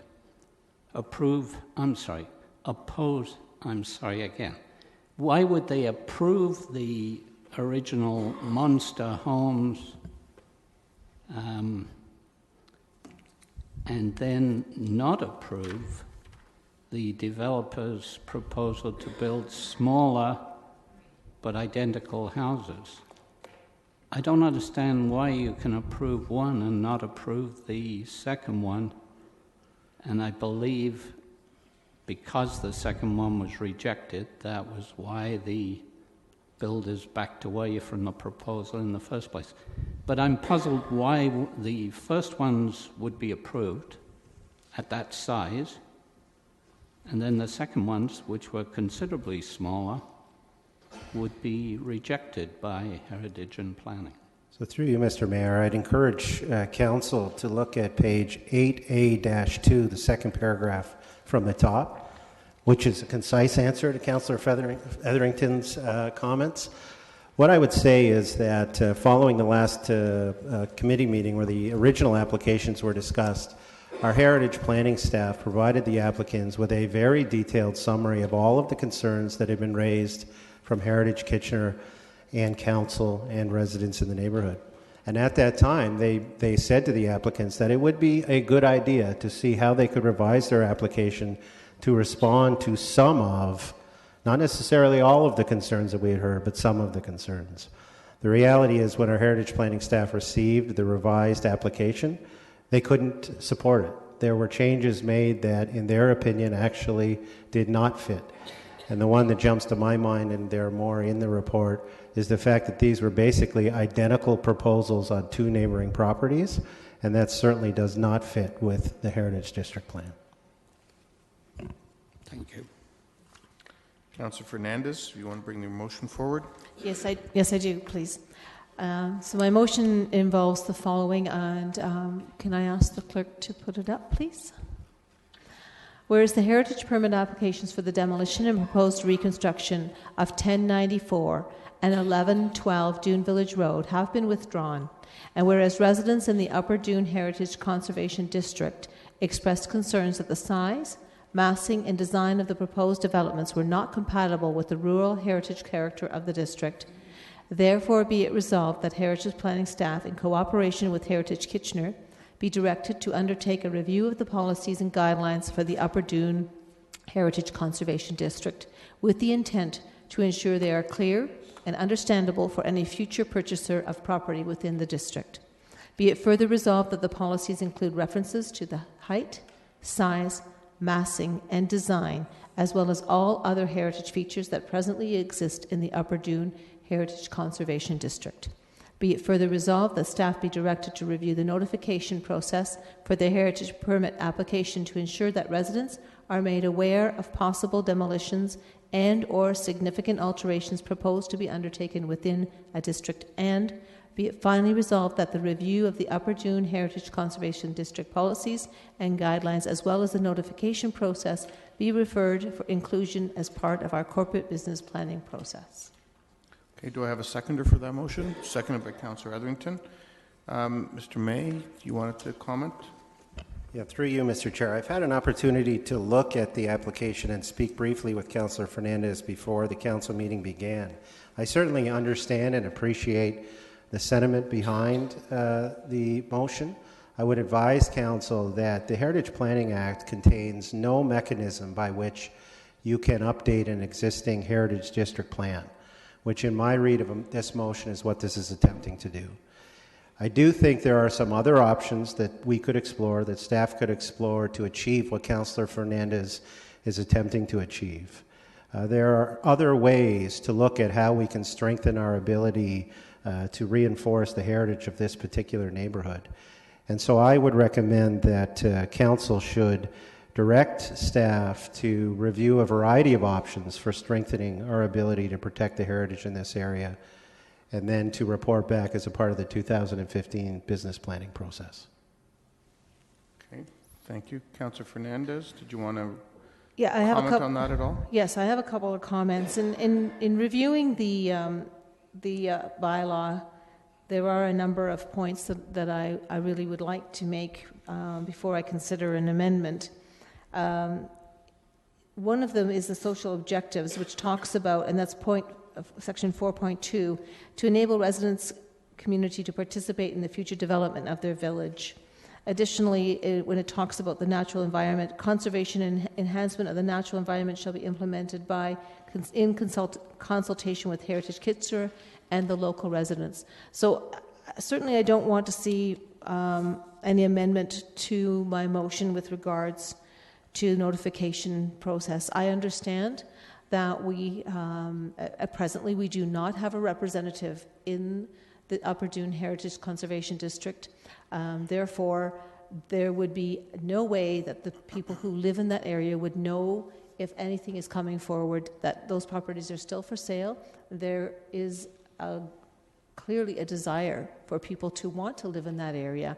And we have to make sure that it's very understandable to future purchasers that there are bylaws, that there are, this is a conservation district, and to Councillor Marsh's comments about the variety of housing stocks that is there, this bylaw came in effect because there were changes happening, and the long-term families, the Tilts and the other families that lived there for many, many decades and generations recognized that this was the beginning of the dilution of that heritage district. So they put this in place. So the only, at the suggestion of Mr. May, the only thing I would like to see changed, or I would accept, I suppose, is that in the third paragraph, after in cooperation with Heritage Kitchener, be directed to review a variety of options to strengthen our ability to protect the Upper Dune Heritage Conservation District. So the wording would be there would be a slight wording change there. And then be in the next paragraph, be it further resolved that the consideration be given to policies include a reference to height, size, massing, and design, as well as other heritage. So it was just in consideration. And that would speak to the cultural heritage landscapes. We are presently doing a study, and the Upper Dune Heritage Conservation District has been identified as a cultural heritage landscape. So through that study, that would be the mechanism, in my opinion, that we should be able to make sure that these policies are clear and understandable, and that we won't be facing this kind of situation in the future. Okay, I see a number of people looking to speak at this point in time. Are people looking to make questions, or to ask questions rather, or to speak? Questions? Okay, Councillor Yanetsky, your questions or comments? Okay, Councillor Ioannidis, question or comment? Through you, Mayor Verbanovich, it's a question to staff. Okay. And I don't know if Mr. May can comment on this and whether or not he needs the recommendations that were changed by Councillor Fernandez. Would that still be an issue? What would be the ramifications if we were to say we pass this? Through you, Mr. Chair, are you, Councillor Ioannidis, you're asking the ramifications if we pass the motion as Councillor Fernandez has just suggested might be revised? Yes. Yeah, so I think staff's preference would be that this includes a level of detail which is beyond what is necessary and may tie staff's hands. The reality is it's a wide range of options. As I said, we can't update an existing plan. We could look at changes to zoning as the best solution. We could look at creating a brand new district plan, although that comes with some risks. Or, as Councillor Fernandez has suggested, we may decide that through the cultural heritage landscape study that this is one of the priorities out of that study for action. So my preference would be to simply revise the third clause, as Councillor Fernandez has recommended, to direct staff to review a variety of options and then remove the fourth and fifth, because that is a level of detail that could be complicating. In terms of number 6, I think that is fine because it says review. There are some challenges in terms of going beyond the level of communications we're doing now and who has the ability to appeal and who doesn't, but that's certainly because Councillor Fernandez has worded it the way it has, we can come back to Council with that information. Okay. So I just want to be clear that there wouldn't be any forms of legal actions taken towards the municipality by going through this route. It's more or less tying staff's hands, in your opinion. If the motion is revised to look at a variety of options to achieve what Councillor Fernandez is suggesting, that's possible. Okay, thank you. Okay, Councillor Marsh, are you questions or comments? Question, okay, go ahead. Yeah, question for Mr. May. Just wondering, if we do pass this motion, would that at all leave the current Heritage District specifications? Would that leave them vulnerable to would it strike that and then leave it open to actually not be a protected area? Through you, Mr. Mayor, the short answer is no. We have our existing heritage plan. I think what we're talking about now is how can we strengthen that plan. As I said and you said earlier, it's not as strong as some of our other heritage plans, so it would remain while we looked to other options. Okay, Councillor Gazzola, question or comment? Okay, so if you want to proceed with your questions now, please. Yeah, I'm just concerned that I know the intent of what Councillor Fernandez wants to do, and I would hope that Councillor Fernandez, working with staff, we may not have all the exact words tonight, but I would hope in working together and with other members of Council on Heritage that we can work something out that improves where we are now. I can't imagine that there are any laws out there that tie our hands that don't allow us to improve where we are now. So through you, Mr. Mayor, I would agree completely. I think what I am trying to say is let's not tie our hands to one specific approach with a whole lot of detail. Let's direct staff to go away, look at the variety of options, and make a recommendation on the best way to achieve that. Okay, and I will take your word for that, and I appreciate that. So, and I would hope that that's the direction we would move in. And this is going to staff now, and I expect that the process is that it would then go to the Heritage Committee before it comes back here to Council. Is that correct? So through you, Mr. Mayor, yeah, that would be the normal process. The only complicating factor is that I suspect by the time the corporate business plan is tabled with council in January, we may not be able to have a Heritage Kitchener meeting at that time. So that's, again, something staff would look at. We'll do our best. I do think it's important to point out so that expectations are rightly set. As council is aware, the planning staff already has a very heavy workload. A heavy workload of priorities that you set and that the community has set. And so, that's one of the things we're going to have to look at. We only have 2 heritage planning staff to support a wide variety of work in 2015. And so, in addition to making a recommendation on the best approach, we're going to have to look at the timing of when we can do this. Again, I appreciate that, and we have business plans, and we have priorities. But I'm sure as time, in the fullness of time, those priorities change. So this is just another issue that we have to deal with. Councillor Singh, question or comment? Actually, I was going to refer to something similar to what Councillor Gazzola has already alluded to, and my question to staff was going to be the same. The way I see it, there's no immediate urgency that a change needs to be brought forward. This is obviously a concern and seems to be a priority of council to have this looked at and addressed. But as for something that needs to be brought immediate, the application that was before us for a new development, that is no longer the case. And is it the preference of staff to have an opportunity to work with perhaps Councillor Fernandez to outline, they themselves assess in what changes can be made, looking at the policy, and then an appropriate recommendation come forward for direction to be received by staff? Is that the preferred route, though? Yeah, as I think... opposed to rushing something tonight? I would agree with your assessment. Okay, thank you. So that was my question to staff. I'll make my comment after. Would you there's still more people. Councillor Davey, question or comment? Okay, go ahead.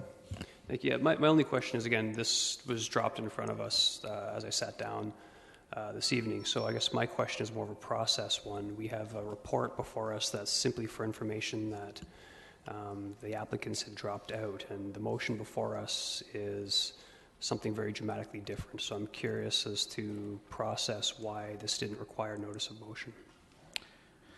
Well, I guess I would turn to the clerk for advice on this, but I think the item was listed on the agenda. It was possible for motions to be made with respect to the issue, and I think this is consistent with the spirit of that. And I'm seeing the clerk nodding, so that was my take on it in the chair. Okay, I'll have comment as well. Thank you. Okay. If you can click back in. So I just have one quick comment or rather question of staff.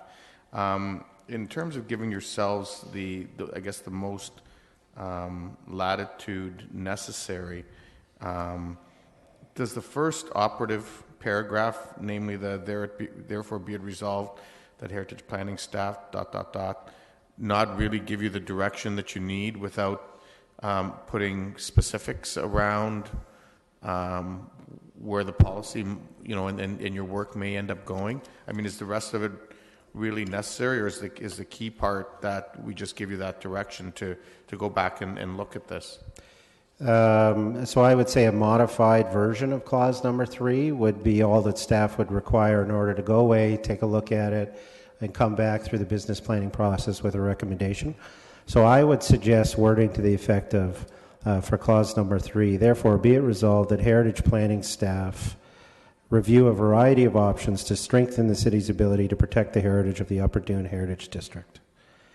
And then the final clause should be revised to say, be it finally resolved that this review be referred for inclusion as part of the corporate business planning process. That, in my mind, is all the direction that staff requires. Okay.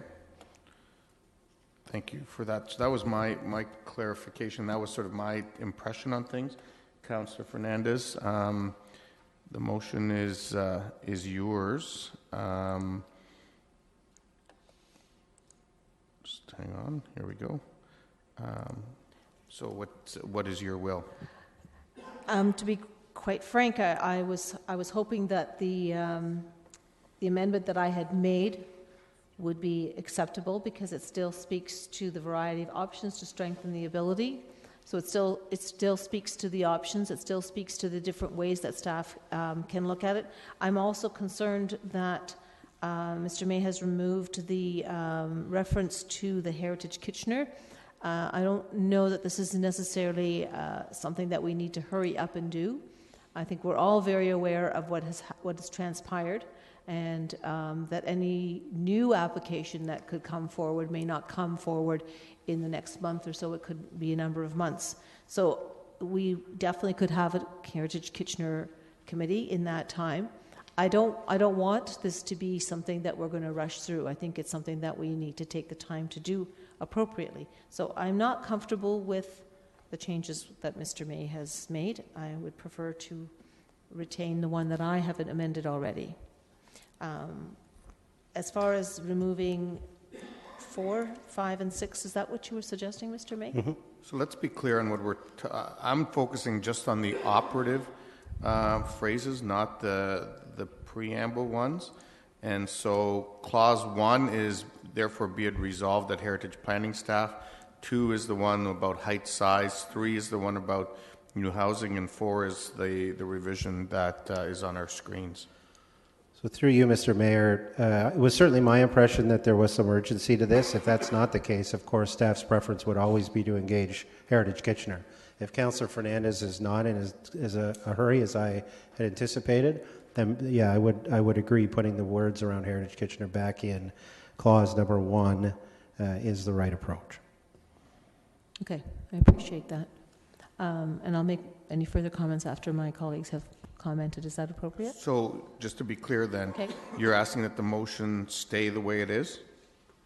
So, or the revised wording that Mr. May just talked about? No, the revised, therefore, that is now on the screen at the bottom of the screen, with a small change in directed to review a variety of options to strengthen our ability to protect. Okay, but you're asking that it be in these 4. This one would replace.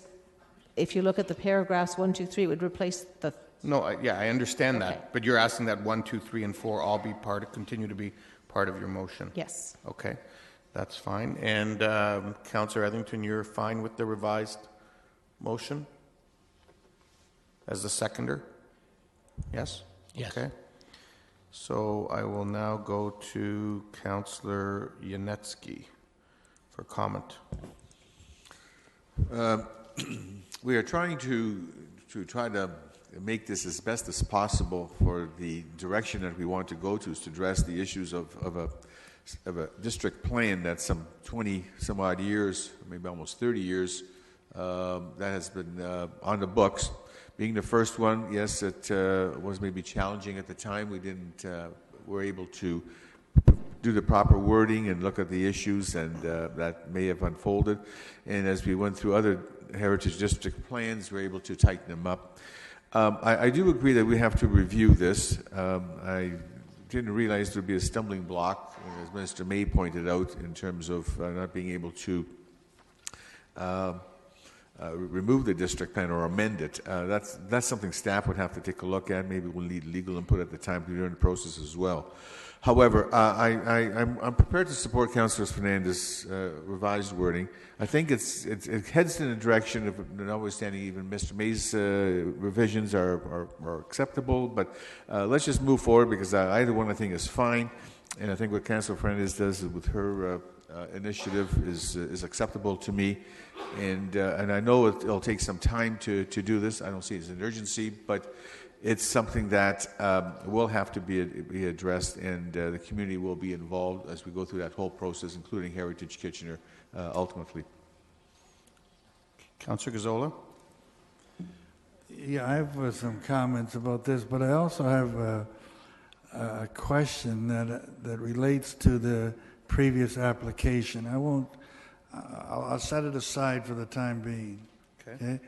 As far as I'm concerned, I'm pleased to support this. I think I know what the intent of what Councillor Fernandez has in mind, and I think Mr. May is also understanding that intent. And the important issue that I wanted to see left in there is that this does come to Heritage Kitchener. We have an advisory committee that's there for this very purpose, so I want to see it go through there so that they have an opportunity before it comes back to council. I don't think this is of urgency that it has to be dealt with in the next month, the next 2 months. It's something that we're aware of, that we need to make some improvements. We've just narrowly escaped something, so let's make the improvements. I would urge all of council to support what's before us, even if all the words don't exactly tie into what you'd like to see. I think you all understand what the intent is here. Councillor Singh. Yes, thank you, Mr. Mayor. At last term of council, it hasn't been uncommon for me to disagree with staff or the position that they've taken. But this is one opportunity where staff have clearly laid out a more improved recommendation and opportunity to work with the councillor to be more specific to the intent. I think we're somewhat clear on what the intent is, but the way the motion is being put forward, it's convoluted. It doesn't give clear direction as to the difficulties that staff would have in trying to meet the direction that would be outlined through this motion. I would be more than comfortable with supporting a motion that speaks more to what Mr. May has laid out as to what's feasible and what can be accommodated through, under the regulations, what can be done or changed to strengthen the Heritage Conservation District for Upper Dune. But Councillor Fernandez, and if I can ask you a question quickly, are you reluctant to change? Or are you still steadfast on maintaining the additional points in the motion? Because I simply can't support it, especially having received advice having received counsel from staff outlining that some of the points that are outlined in this motion potentially cannot be met. Councillor Fernandez. I think that Mr. May have made a statement, and I'll look to him to agree or disagree with me, under the impression that there was a sense of urgency. And since I've removed that sense of urgency, there is a comfort level and the ability for staff to do what needs to be done under the amended motion with the variety of options that they can look at. Additionally, that Heritage Kitchener would be sitting at the time, and they would also be able to review whatever changes or the variety of options that would be brought forward. Mr. May has nodded his agreement with what I'm saying, but I will let him speak. Mr. May? Yeah, with one minor amendment, which Councillor Fernandez did allude to, be it further resolved that the policies include references to height, size. It'd be much better to say that consideration be given to policies that consider. That is one of the clauses that is, while I understand that the neighborhood desire is very specific and could tie staff's hands in terms of how we proceed. So, with that addition, I think Councillor Gazzola has it bang on. We know the intention. Staff will go away, look at the best way to get this done, go to Heritage Kitchener, and then come to council as part of the business planning process. Sorry, can you rephrase that, the last point? You're saying the amendment should be that it's there. That the consideration, it says consideration there already, if you look at the screen. It's the very bottom. Oh, so the bottom is also, okay. It's there now. Yeah, I guess maybe I'm just confused because I also then don't see the clause about communications, but perhaps I'll leave it in council's hand to sort out the confusion. Okay. Sorry, just to be clear then, are you saying, Councillor Fernandez, that bottom clause that's now been put on the screen replaces clause 2? Yes. Okay, so clause 1 is as is, clause 2 is the very bottom one, clause 3 is as is, and clause 4 is what's on top of the cut piece of paper. Correct? Sorry, I think we're just confusing the numbers. If we ignore the whereas, clause 1 is therefore is the same as the new one, the therefore. Okay. Okay. The second one, be it further resolved. Thank you, Christine, or Jeff. Sorry. The be further resolved is the next one immediately underneath. Okay. Yeah. And then what's And then the rest? the 2 and, thank you. The next one was going to be struck. So that one's struck? Yeah, be further resolved that references, no, above, yep, up, one more, Jeff. To any proposed new housing must be compatible, because that is going to fall in place when we review. Okay. Okay, and no, and the rest remain. And the rest remains? Yeah, because the last one is what Mr. May has been asking for, that it be included in our corporate business planning policy, and the additional one, which speaks to the notification process, I think is critical. It's important that we look at that. So, Mr. May, that was your intent? Okay. Councillor Etherington, you're comfortable with seconding that still? Okay, so back to you, Councillor Singh, for your any... Sorry, in between my comments, I think a lot happened. So I'm still not very comfortable with the way this has proceeded. I think it still leaves a lot in my question as to what I'm supporting. I will take in comfort the fact that staff has nodded that this is something that they can work with, but I still would have preferred had we delayed this and work with staff and having a more clear outline motion. But I think as long as staff are comfortable that they can actually be able to come back and act on the recommendation there. So I will reluctantly support it. Okay, thank you. Councillor Davey. Thank you. I am not clear what we're voting on. I'm frustrated, frankly, because we wonder why our meetings go long, and this is exactly why. This is a mess.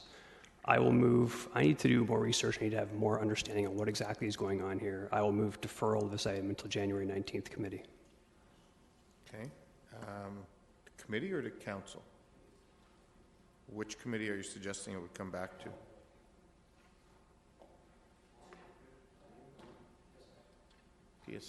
PSI? Okay. Just before I accept that motion for deferral, Councillor Galloway-Seelock, anything? No? Councillor Schneider? Through you, Mr. Mayor, just a question to Mr. May. Is there anything now that everything has been all changed that would be in conflict with the Heritage Planning Act, that would not pass their sniff test? Go ahead. Through you, Mr. Chair, I think not knowing the Heritage Planning Act clause by clause, but I would suggest that no, that this would be satisfactory to staff. Thank you. Okay, there's been a motion to defer. Seconded by Councillor Galloway-Seelock. All those in favor? Opposed? I will support the deferral, so the issue will come back on the 19th.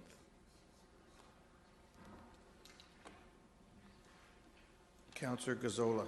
Yeah, before we leave this issue, I was hoping that even though the application has been withdrawn, is there some kind of a resolution that this council can pass to say that we're not going to act on it?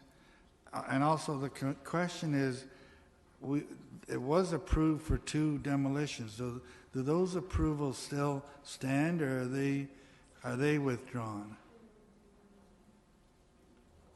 Mr. May, did you want to comment on that?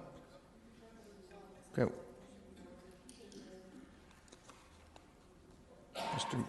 Mr. May. Through you, Mr. Chair, to Councillor Gazzola's first point, it was a question that I had to ensure that that these applications are truly withdrawn, and so that's why you'll see on A8-3 that we actually asked for in writing letters from the applicants that they've withdrawn their proposals. So certainly I don't see a need for council to pass any motion, but you could feel free to do that. I don't know that it would hurt. In terms of your other question, I don't have them in front of me, and we can follow up by email in the next couple of days. But I believe the demolitions would have been approved with the standard condition and requiring a development proposal within, I think it's 90 days or something like that. So we'll provide a follow-up email to you. Yeah. Well, you insinuated that you wouldn't have any problems if we did pass some kind of a resolution underlining the withdrawal of that application. The reason I bring him forward, I understand that if no action is taken, that somehow they could go on if this council doesn't take any action. So just to be on the safe side, I would like to pass, and I don't have the wording, but I would, that we somehow ratify the fact that those things are off the table. Okay, well, I would need a motion in writing to that effect. So if you want to work on something, I got a couple other speakers. I'll come back to you. Okay. Can I ask the clerk? I'm good at numbers. I'm not good at resolutions. Okay. In fairness, Mr. Wilmer. I think Mr. May understood the intent of what I was trying to get at. No, but we haven't agreed upon process, so we're just trying to work to that. Mr. Wilmer. So I'm not sure that there's any value in passing any kind of a resolution. Even if you were successful at doing that, the properties are still for sale. Somebody new could come in next week with a new application and you would have to deal with it. So whether it's a new application or these folks change their mind and want to revive their application and you haven't passed a motion one way or another, these properties will be back to you and you will have a fresh look at them, with or without a resolution. Okay. Councillor Galloway-Seelock. Point of clarification. I think I heard Councillor Gazzola in part of the question, but I thought when we dealt with this, we also deferred the demolition, so there is no demolition that's been approved by council at this point, because it's they're withdrawing not only their application but their demolition, and I'm almost certain that I made sure that we didn't approve the demolition before we were dealing with the application. Mr. Clerk. Through you, Mayor Vanvik, I can say as the former Administrator for Heritage Kitchener, this is current with past practices that a letter of withdrawal satisfies that the Heritage Permit applications are off the table. Additionally, if Council were to make a motion, the Heritage Act does require us to send correspondence to the owners in the Ontario Heritage Trust, so it could further confuse the matters for the owners who are under the impression they've made a withdrawal to suddenly get a motion saying Council's rejecting their applications. Okay. Okay, but that didn't answer my question at all about whether or not we deferred the demolition application for these properties as well. I guess that's where I'm trying to get a clear point of clarification to make sure there's no outstanding demolition permit for these properties. Can somebody provide some clarification to that? Go ahead. Through you, Mayor Vanvik, I'll just refer you to page 8A-3. As part of the one letter of withdrawal, it does note that they are no longer continue with the application for demolition and new construction for the property. No, I think what Councillor Galloway-Seelock is asking is, did we in fact defer the demolition or did we approve the demolition previously? She just wants clarification that in fact it was deferred.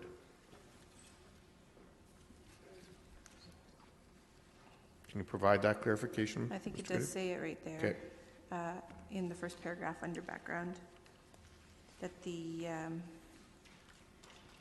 I think it says in both of the instances in the clause 1 and 2 that which proposed the demolition of the existing single detached and construction of the new be referred or deferred by council. So I think it's in that report. So you're satisfied? I am. I just want to make sure that the council is aware of that there is, in the neighborhood, that there is no ability to demolish at this point. There's no approved application. Okay. Councillor Gazzola. Hearing what's transpired here and knowing that this is being recorded, I'll leave it as it is. Okay, thank you. Councillor Etherington. You, Mr. Chair, I just wanted to make absolutely certain that while we're in this period of delay, while this deferment happens, in the event of any new application, that we or staff meet the terms of the existing heritage bylaw in Doon and make certain that residents are informed of any new application. I presume that will happen. Mr. May? Through you, Mr. Chair, if we receive a new application, we will follow all of the rules and procedures that are laid out by council. Okay. So that completes this issue, and it'll come back to Planning and Strategic Initiatives Committee on January the 19th. Would this need to be a 7 o'clock item, or could it be before, depending on scheduling? It could be before. So if you're interested in attending that day, I would suggest pay attention for the agenda release, which will happen about 10 days ahead of time. And if you want to register as a delegation, you can register with the clerk's office. Thank you, everyone, for coming out this evening on this matter. We'll now go to questions of Mr. Gordon and any tender questions. Councillor Davey. Thank you. Just a question on the first tender, the removal of excess granular material. It's not actually related to the tender. I'm just curious if we have any obligation from an environmental perspective to find out where this, first of all, is any of this material contaminated, and do we need to know where it's going? Mr. Tiagi. Through you, Mr. Mayor, the materials that are brought into the yard from different excavation sites, one of the reasons they're brought to central site is to assess as to their condition, and if there is any contamination, obviously it is disposed of in a proper manner. Other materials that can be reused, then they are shipped to different sites as needed. Okay. Thank you. And sorry, one more quick question. Understanding you're very new here, the tender came in quite a bit lower than the average here. Have we ever had any dealings with Network Sewer and Water Main Limited before? If you don't have the answer right away, if you could follow up an email, that's fine. Mr. Gordon might be able to help us with that. Mr. Gordon. Yes, Mr. Mayor, we have had our councillors, Davey, we have had dealings with them in the past. Very good. Councillor Gazzola. Yeah, I'm still not clear on what these people, what is the job of these people? Is it to do the lab tests, or is it to haul the material somewhere? What does this contract cover? Mr. Tiagi? Through you, Mr. Mayor, this contract did not include any testing of the material. That is done separately. It's simply haulage of the material that is suitable to be reused at different sites. Okay, so it's hauling, so it has some value, this stuff that we're hauling around. We're hauling it to other City of Kitchener sites? Yes. So why do we hire an outside agency to do that? I don't understand why we wouldn't haul it with our own vehicles. It's not a matter of the fact that it has to be gone tomorrow. It's something that... That's why I wasn't clear. Why are we spending $160,000 to do this? Mr. Tiagi? Well, I think, through you, Mr. Mayor, if you look at the price, we are looking at approximately 1,000 tri-axle truckloads. So even though the total price is $139,760 per load, it comes to only about $140, which is very reasonable, actually very low, and for one truckload to be shipped to different sites. Yeah, but is it cheaper than we can do it ourselves? And does it need to be done? I know it sounds like a bargain, but if it can sit there till we need it, why do we have to drive it around town? Mr. Tiagi? Through you, Mr. Mayor, I don't know if I will use the word driving around town. I think the material is shipped to the sites where it is needed as a backfill material for different use. But why, when it's, well, give me an example of a site where it's needed that we would drive it, take it there.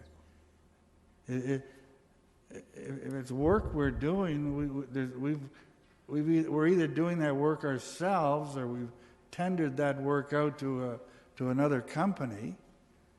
Why are we hiring a third company here deliver things. I don't understand. Yeah. So I think the question, Mr. Taggy, is why are we using another company to do this when potentially we could be using our own staff to haul this this material? And I don't know if Mr. Gordon, I saw you lit up. Did you want to respond to that, or? Whoops. Okay, Mr. go Mayor, ahead. I would like to respond to that. This material is currently at the KOF site. It's taking up a lot of room. We have, if I may be wrong, but I think we only have 2 or 3 of these triaxles. We would be hauling that forever to get rid of it, and we need to get rid of this material. Is this a decision we have to make tonight, or can we get a little more information on it? Who can answer that question? Mr. Taggy?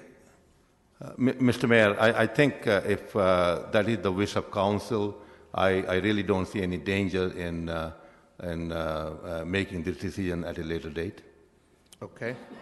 So, Councillor Gazzola, are you moving deferral to whenever our next council meeting is, which I think is the 25th? Is that what? That's our next council meeting. I can defer to the 19th as a committee meeting, and there's usually a council meeting. We could do it at special council that day, that's correct? Yeah. Okay, so is that what you're moving? That's fine, yes. Okay, there may be an issue with that based on the contract, but I'll ask Mr. Gordon to comment on that.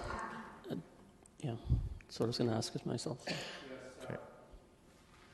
Mr. Mayor, there isn't a conflict with the tender and awarding it, but this is there may be some confusion about this material. This is not material that the city is going to use for anything. It's not. We're not going to use it. So it's being moved This from a city facility to where? To sites that can accept the the contractor is responsible for coming up with the sites to move the material to. Okay, but it's still, I think what Councillor Gazzola is trying to understand is why do we need to move this stuff, and why can't we use our own vehicles? And I think Mr. Taggy suggested that he can provide additional information to us. If that's what I thought I heard. Okay, so Councillor Gazzola, I haven't heard that there's any problem with dealing with it as far as the tenant is concerned, so I would still go with the deferral till the 19th. Okay, so I'll come back to you, Councillor Singh. Did you turn yourself off? Go ahead.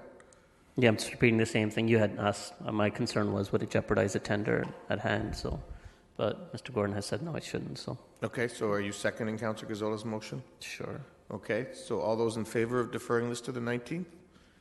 Opposed? That's 3 opposed. That's carried. Okay, any further questions for Mr. Gordon? No.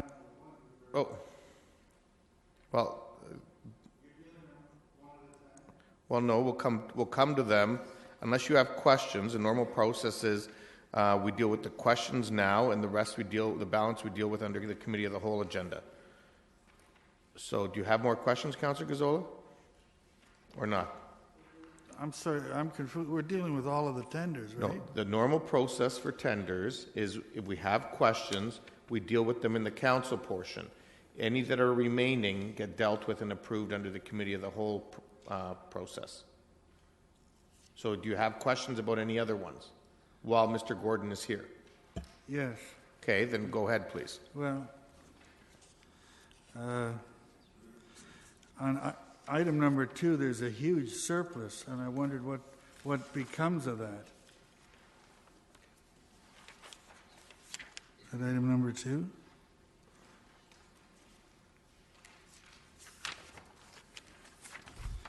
Yes, item number 2 has a $300,000 surplus. What happens to that?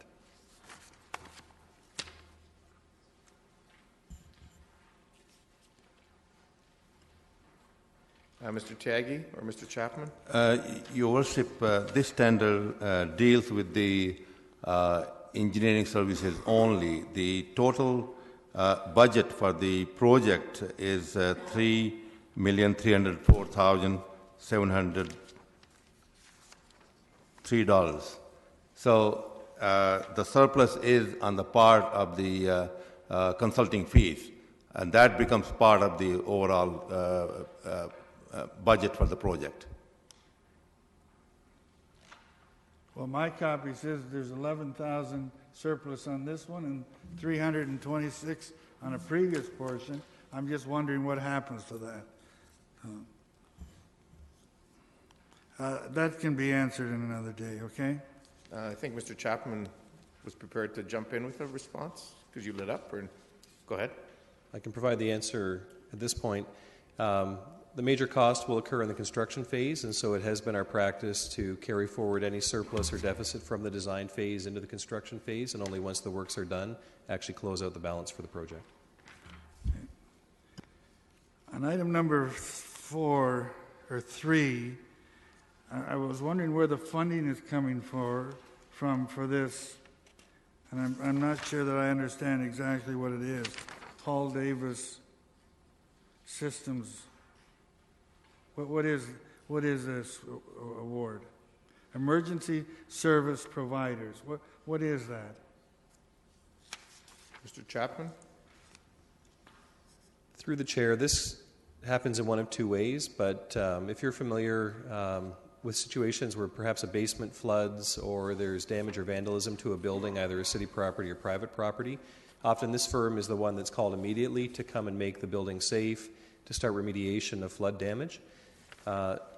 If this is for a city property, it would be covered through the building maintenance accounts for that building. And if it's on private property, it would be recovered through insurance or added to the tax roll. But it's not something that we do ourselves then? That's correct. Okay. Thank you. Councillor Fernandez? Oh. Councillor Gazzo, pardon? You were done, weren't you? I was done with that question. Oh, with that one. Okay, go ahead. I'm sorry. No problem. No, on item 153. This is for that project that we dealt with earlier, the sanitary sewer system. Under the budget for this, there are three sources of funding. I mean, and the two of them are development charges, and the third one says non-refundable developer contribution. Is that a normal source of funding? Mr. Chapman? Through the chair, no, it's not, and it's what the delegation alluded to earlier in his comments, that typically the works that are covered here are works that a subdivider is responsible to construct on their own within a subdivision. Because these works are within a regional right-of-way, the region is requiring that the city construct the works. So we are charging all of those costs back, in this case, to the developer. So is the city getting a big bargain here? Somebody else is paying $3.5 million? No, in most cases, these are works that a developer constructs on their own within their own subdivision. But because in this case, it's a local service, within this case, it's in the regional road, so the region is requiring the city to be involved. So it's not a windfall for us. No. That's the way I read it from that. So that's fine. Hopeful. It's always good to be hopeful. It seems one last one I had was on the bridge that it actually comes up on another thing. Okay, that's fine. Thank you. That's it for tenders for you. Councillor Fernandez? I just, I know I've had a number of emails back and forth with Mr. Gross about the two tenders. The one, the New Dundee Road Sanitary System Sanitary Force Main, and the other one was the Dune South Pumping Station. It's not really a question. It's more of a comment. When we talk about these credit for refund agreements, we talk about the fact that they're not going to cost the city anything.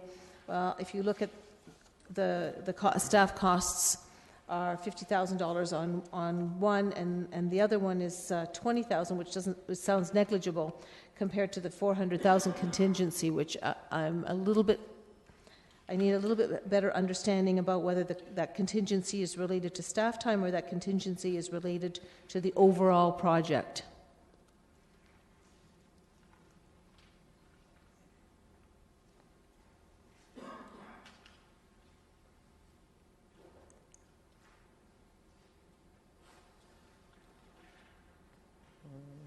Who's taking this, Mr. Spear?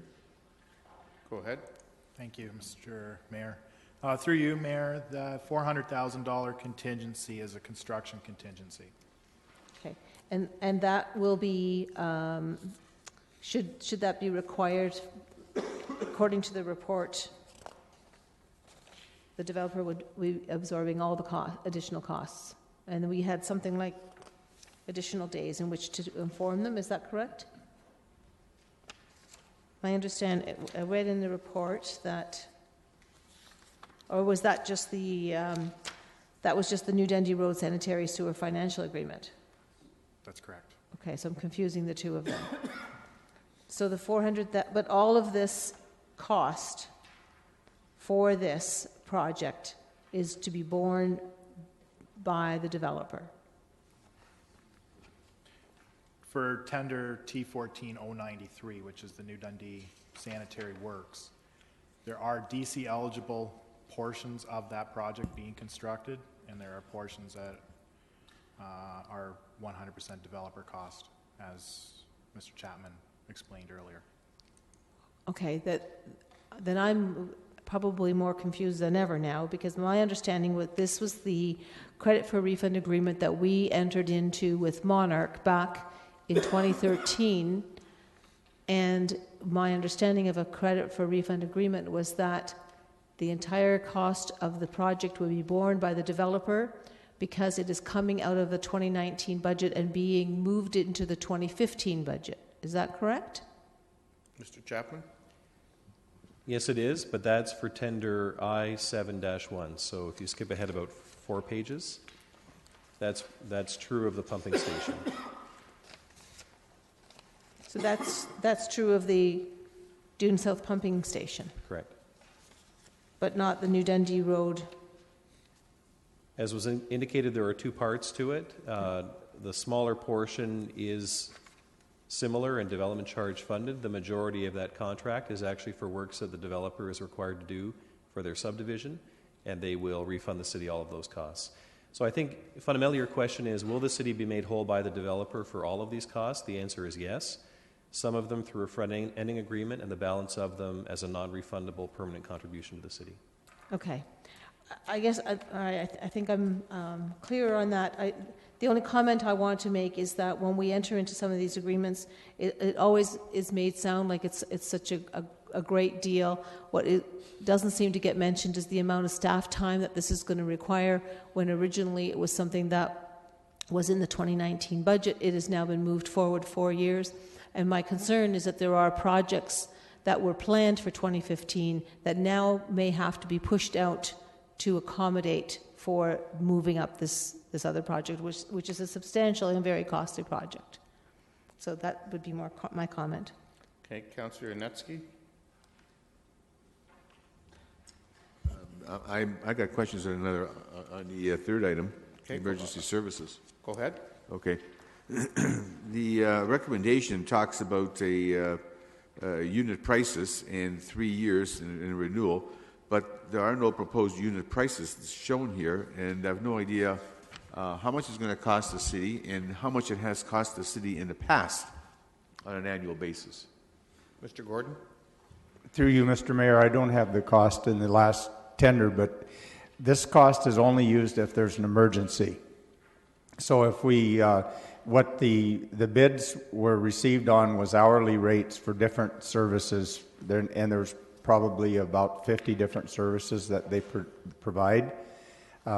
The services cost has gone down in this tender, but if we don't have any disasters or fires or wind damage or things that city staff have to have this contractor go and secure the site, we won't incur any cost.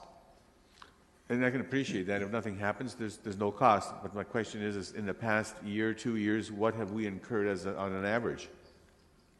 Through you, Mr. Mayor, I don't have those totals. We couldn't see what the total spend was on that contract over the past. Okay, could you please? And provide that to council. Okay. Councillor Singh. Yes, thank you. I have a question on item number 3 for emergency service provider, and from the explanation given by Mr. Chapman, I guess it's my understanding that it's not necessarily damage that would occur on our own property, and with some cases that our facility management team would respond. It also relates to private property as well. Is that to do with perhaps work we may be doing in that area and some accidents were to happen on private property, or? Mr. Chapman? Through Mr. Chair, yes, I believe that's one scenario. The other could be more of a property standards type scenario where there is some damage within the road right-of-way or the public realm that's not remediated by the property owner, and so we would step in to secure a broken window or deal with other issues on private property. Okay, and that's understandable, and that's where my concern actually lies a little bit. And I've raised this in last term of council as well, where we don't outline the lowest tender, and that's to do sometimes with consultants, in which case it's not necessarily a consultant, it's a service provider, and that charges fees according to their services. Especially where we're levying this back onto private owners against, if we don't have their consent. We want to make sure that we are responsible in outlining that we are picking the lowest tender, especially because the other companies outlined here, they're well known in the community, and nothing pops out of my mind as to why why we wouldn't want to pick any one of them. So could that be elaborated as to what the cost is, or what the who the lowest tender was? Mr. Gordon?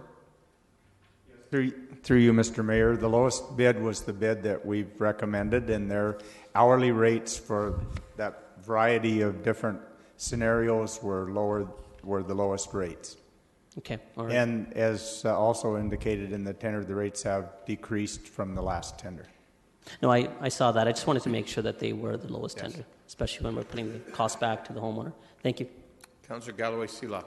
Yeah, I just want to be clear on the two tenders with regard to the force main and the pumping station.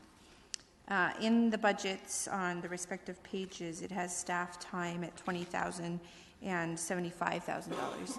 Is that costs that are being borne by the developer? Mr. Gross. Through the chair, the costs that are related to the sewer are carried by the developer. The costs related to the pumping station and force main are part of the front-ending agreement.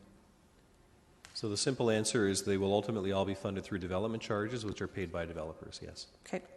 And with respect to the development charges, which are funding both of these, for the pumping station and the sanitary sewer, the $5.8 million and the $1 million, which is on both of these tenders, is that part of the front-ending agreement as well? Because we don't have that money right now, right? Is that correct? That's correct. So Monarch is funding that. It's close to, $7 million that isn't in our budget until 2018. Plus, they're also putting in that $3.6 million, which they do not get back. That's correct. I'd have to confirm that 2018 is the year, but you are right. It's an amount out further in the capital forecast. And I don't know that it's 2018. I just throw that number. 2019. So they're front-ending all of those costs, and then when we have the money, then we'll be paying it back. They're front-ending it. They will receive credits for sanitary sewer portions at building permit issuance, and then a refund when our cash flow permits it in the DC Reserve, yes. So development charges are paying for the staff costs in one instance, and the developer is paying for it in the other instance. Correct. Thank you. Okay, I don't see any further questions. So I'm just, and I will apologize, I've been reminded that more recently Mayor Zaire had changed the way we had done these so that we went through one by one, took questions, voted on them. So for future council meetings, that's the way I will go through them. For today, we took all the questions. I'll take a motion now for the tenders. Moved by Councillor Gazzola, seconded by Councillor Davey. Any discussion? All those in favor? Opposed? That's carried. Great. Thank you, Mr. Gordon. safe drive back home. And we'll now move on to the reports of the committees. Finance, Councillor Davey.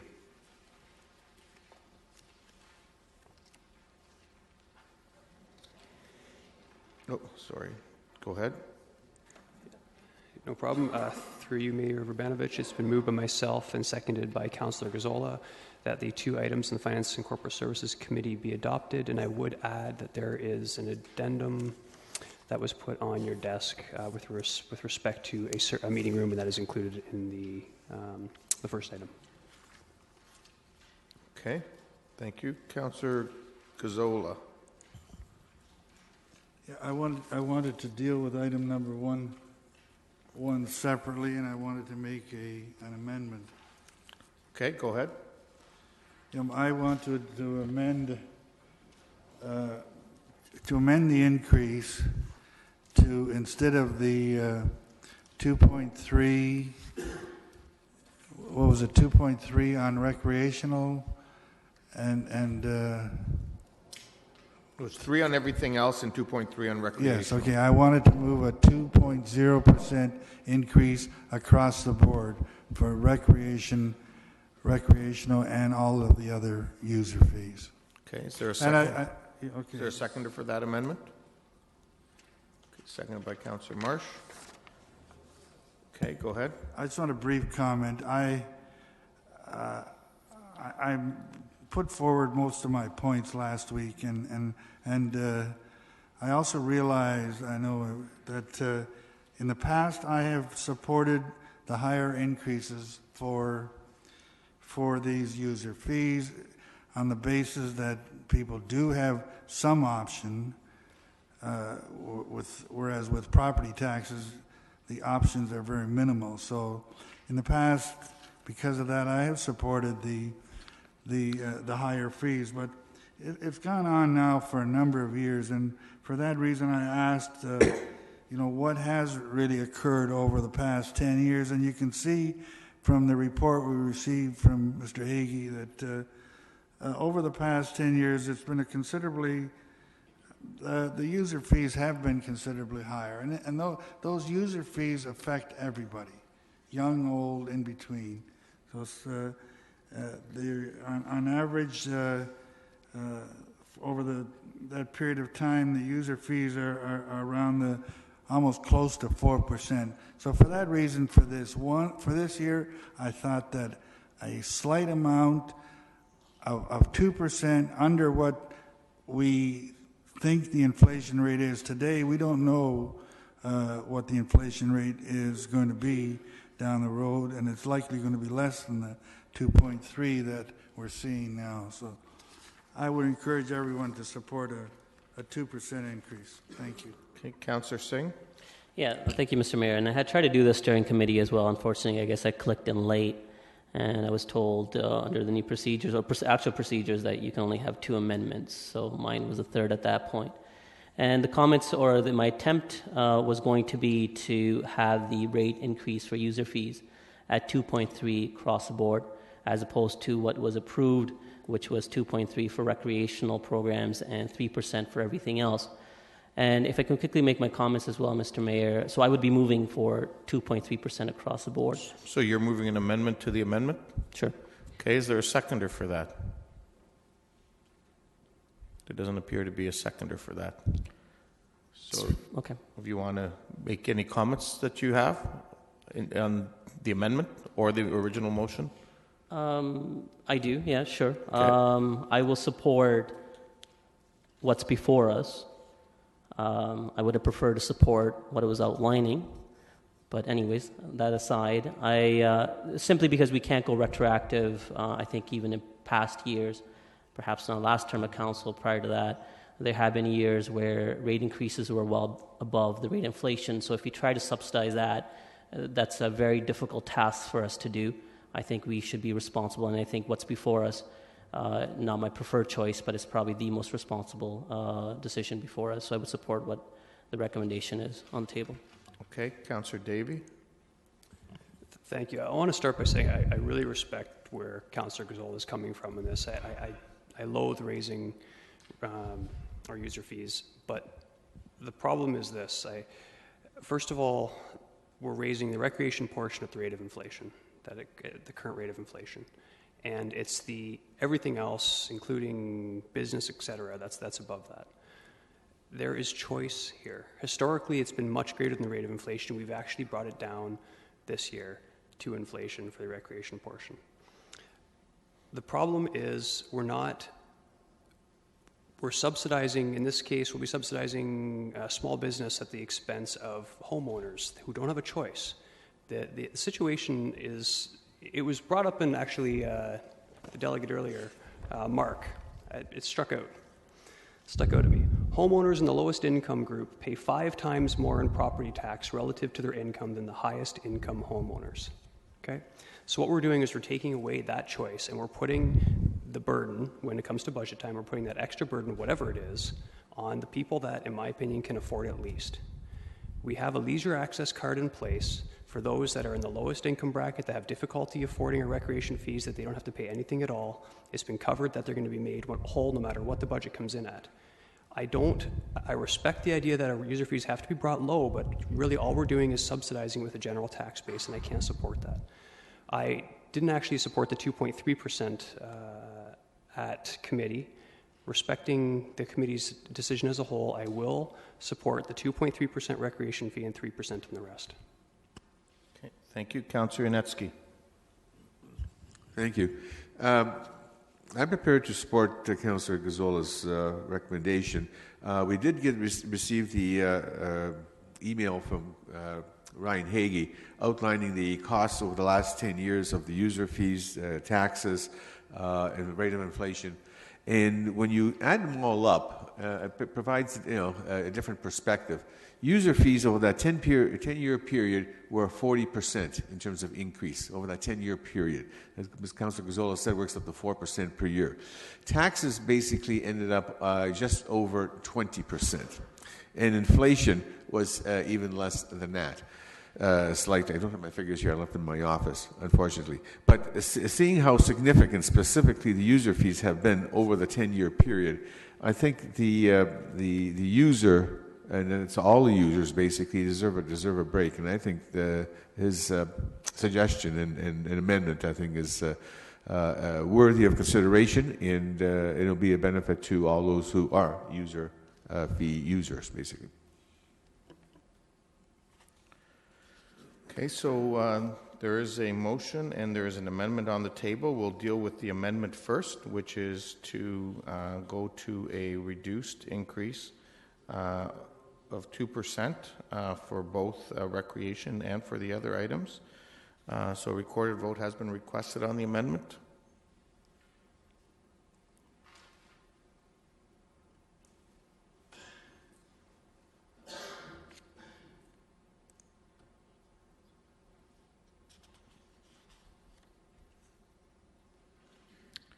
All those in favor?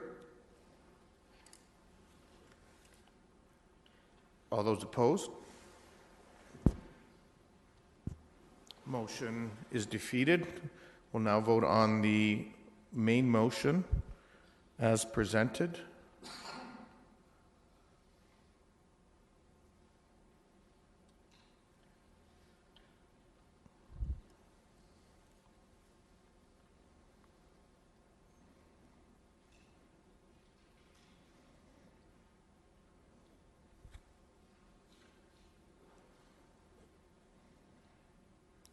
All those in favor?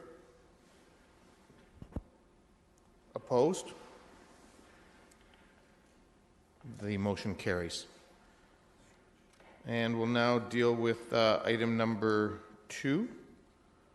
All those in favor? Opposed? That too is carried. Moving on then to Community Services, Councillor Ioannidis. Go ahead. It's been moved by myself and seconded by Councillor Etherington that the report of the Community Infrastructure Service Committee be adopted through items 1, 2, 3, 4, 5, 6, 7, and we already dealt with item number 8 and number 9. Okay. Councillor Singh. It's moved by myself and seconded by Councillor Galloway Seelock. No, hold on. We've got to finish that committee first. Councillor Galloway Seelock. Yeah, I forgot to mention during the committee meeting with regards to number 4, which is the 4-way stop at Bridal Wreath in Mount Laurel / Donworth. I forgot to ask staff or give direction that if possible that stop sign can be installed ASAP. I know I had to talk to them a while ago that the winter may get in the way, but seeing as we haven't, our ground hasn't frozen yet, if we can get that installed before we get to that, it would be greatly appreciated by the community.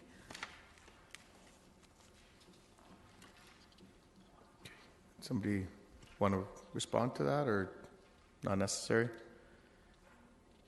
You, Mr. Mayor, we certainly will try, and I can certainly speak to the council perhaps in tomorrow or day after. Okay, thank you, Mr. Tyagi. So it's been moved and seconded. All those in favor? Opposed? That's carried. Councillor Singh. Go ahead. Did we do all of them, or did we do? Oh, we did all of them. I thought we were just doing Councillor Galloway Seelocks. I'll just quickly make a comment. It doesn't have to be as a motion or recommendation. Similar to the last that we just approved for number 5, which is a 3-way stop sign for Century Hill and Country Hill Drive. There have been a lot of accidents that have happened in the wintertime, serious accidents. So if you can try to capture that and have the sign there before, that would be helpful. Thank you. So it's been moved by myself and seconded by Councillor Galloway Seelock that the items on Planning and Strategic Initiatives Committee 1 till 3 be adopted. Okay. Any discussion? All those in favor? Opposed? That's carried.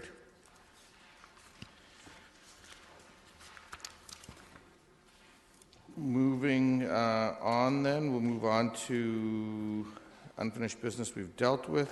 Number 9, new business. Councillor Fernandez. Thank you. Yes, I would like to bring forward the following motion.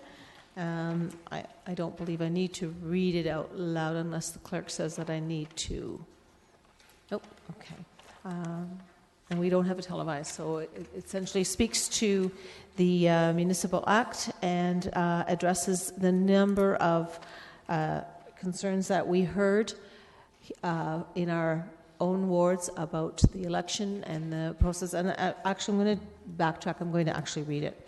Whereas in the spirit of the continuous improvement, a review is currently being undertaken by Legislative Services staff focusing on areas within the city's purview related to the municipal election, which is anticipated to be finalized in the first quarter of 2015.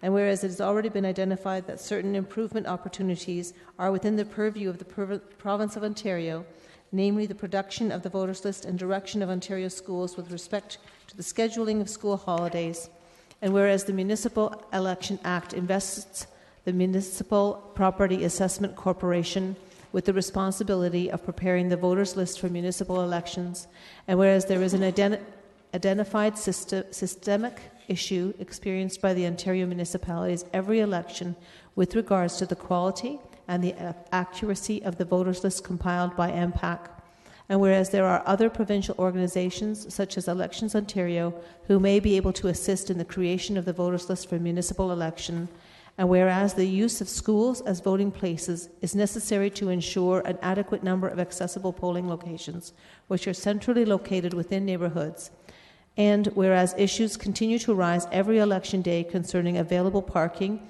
and access into schools pursuant to the provisions of the Safe Schools Act, and whereas scheduling a professional development day or a professional activity day to correspond with the election day would serve to mitigate those issues by having both students as well as staff, school staff off-site. Therefore, be it resolved that the Ontario legislature be requested to investigate and identify possible alternatives to MPAC being solely responsible for the completion of the voters list for municipal elections. Be it further resolved that the Honourable Kathleen Wynne, Premier of Ontario, and Honourable Liz Sandals, Minister of Education, be requested to establish October 29, 2018, being the date of the next municipal election, as a province-wide PD or PAD day. Be it further resolved that the Association of Municipalities of Ontario, AMO, and the Association of Municipal Managers, Clerks, Treasurers of Ontario be encouraged to lobby the provincial government on behalf of municipalities to address these election-related matters.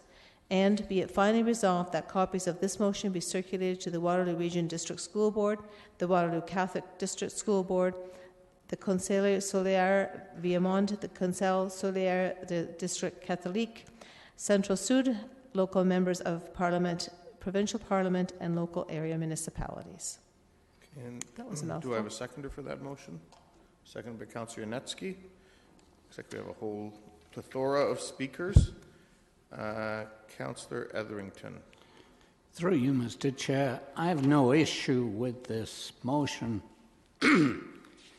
but I think that it could overlap with other issues that we all experienced during the election, and I wanted to suggest that it might be more efficient and better to consider and debate this motion as part of or after the upcoming overall review of that election, which I asked about at our last meeting, where presumably we'll be examining all problems experienced by all candidates. So I was going to propose that this be deferred until after we have that review of what went wrong in the last election. Okay, so, and I think we've been told by staff that that's slated to come back in first quarter of this year. Okay, so there is a motion to defer. I guess comments with respect to timing. Councillor Ioannidis. I'll second it. You're seconding the deferral? Okay. Councillor Galloway-Sealock. Okay. Councillor Yanetsky. On with respect to timing. Well, I was going to comment on the whereases, but now we're dealing with a deferral. I'm not prepared to support it. Okay. Councillor Gazzola. Yeah, I was along the same lines. I saw today where we're going to deal with this issue. It was on the list of audit. The audit group was saying there was a item dealing with this. Was I the only one that saw it? Through you, Mr. Mayor, no, your eyes were not deceiving you. It is on the work plan. That's a parallel process. So audit did their own review of election process improvements, so that debrief will run in parallel to the staff debrief. Okay, so my question of staff is, when is that going to be dealt with? When was that going to come back? By the end of the first quarter of 2015. Of 2015, okay, which is, I would support that. I'd like to see it back as soon as possible before we forget all of these issues. So that's fine. That's all. Okay, Councillor Fernandez, with respect to timing. Yeah, there was discussion with myself and clerks. I worked with Mr. Goodeve on this about deferring it to the review. But the reason I brought it forward was because this sets the wheels in motion already, especially with regard to the provincial legislature, making sure that those are already in play. That will have no effect on the review of the election. Councillor Galloway-Sealock. Well, if others are going to make comment, I just want to make a quick one. I just think, while I have no problem with the direction that this motion is likely going to go in, if we're going to do asks of the province, we have to do the full asks of the province and not just pick these two pieces, because there may be more pieces to add, and I think if we do it all at once, we'll have more impact. Okay. Councillor Davey. Thank you. I'm not looking for a response as well, but if staff's looking at this in general, I would just simply add that, and I'm sure it's already in process, but in relation to potentially making the Monday Professional Development Day, if we're going to be lobbying the province, I would also, actually I'd prefer to see a weekend day, like a Saturday, be the election day instead, to increase voter turnout. I think that's the point that people are making, is we need to sort of look at this comprehensively. Councillor Schneider. I completely agree with the intent of this motion, but I'm thinking too with the deferral will give us time to hear staff's report and possibly even make this stronger. Okay, so motion to defer for it to come back as part of the report in first quarter. All those in favor? Opposed? Motion to defer is carried. Okay, questions and answers. Well, actually, sorry, I was Regional Council update I missed. Regional Council had their inaugural meeting, and I guess I would let you know that a couple of Kitchener's councillors are chairs of committees. Councillor Galloway is the chair of Public Works, and Councillor Rentz is the chair of Community and Social Services Committee. Councillor Redmond is the vice chair of the Finance Committee. Those are probably the main highlights there. And the budget process and other training continues through the balance of December and into January until our first meeting. So that would be my report. Councillor Gazzola, you had questions and answers? This is a new term of council. I asked this 59 times of the last council. It deals with the garbage on King Street.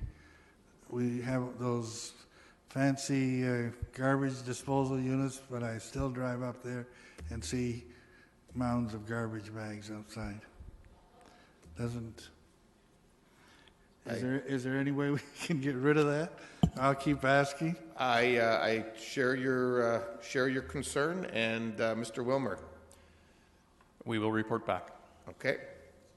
Staff will report back. Councillor Singh. Yes, thank you. I just have a quick question for Mr. Tyagi. Most recently, and I think this has affected many different wards, but I can speak to mine, there are pathways and trails leading to schools especially that in some cases were maintained over the winter, but most recent they've had signs placed indicating that no winter maintenance will take effect going this year. Was there like a overall policy change, or we were just trying to catch up to the signage where places that was missing? Because there was maintenance that was taking place in those areas. Mr. Tyagi. Through you, Mr. Mayor, I will have to look into that. I was not aware of this, so I'll look into that and respond to the councillor. Okay, and beyond that, as part of the business plan, I took opportunity to raise this issue of us perhaps doing a pilot project on winter maintenance to increase our service levels. And I was really glad to see that that was one of the items that was supported by other council members as well. So it was part of that 12. So if that's going to be what may happen, obviously it will have to go through the budget process as well.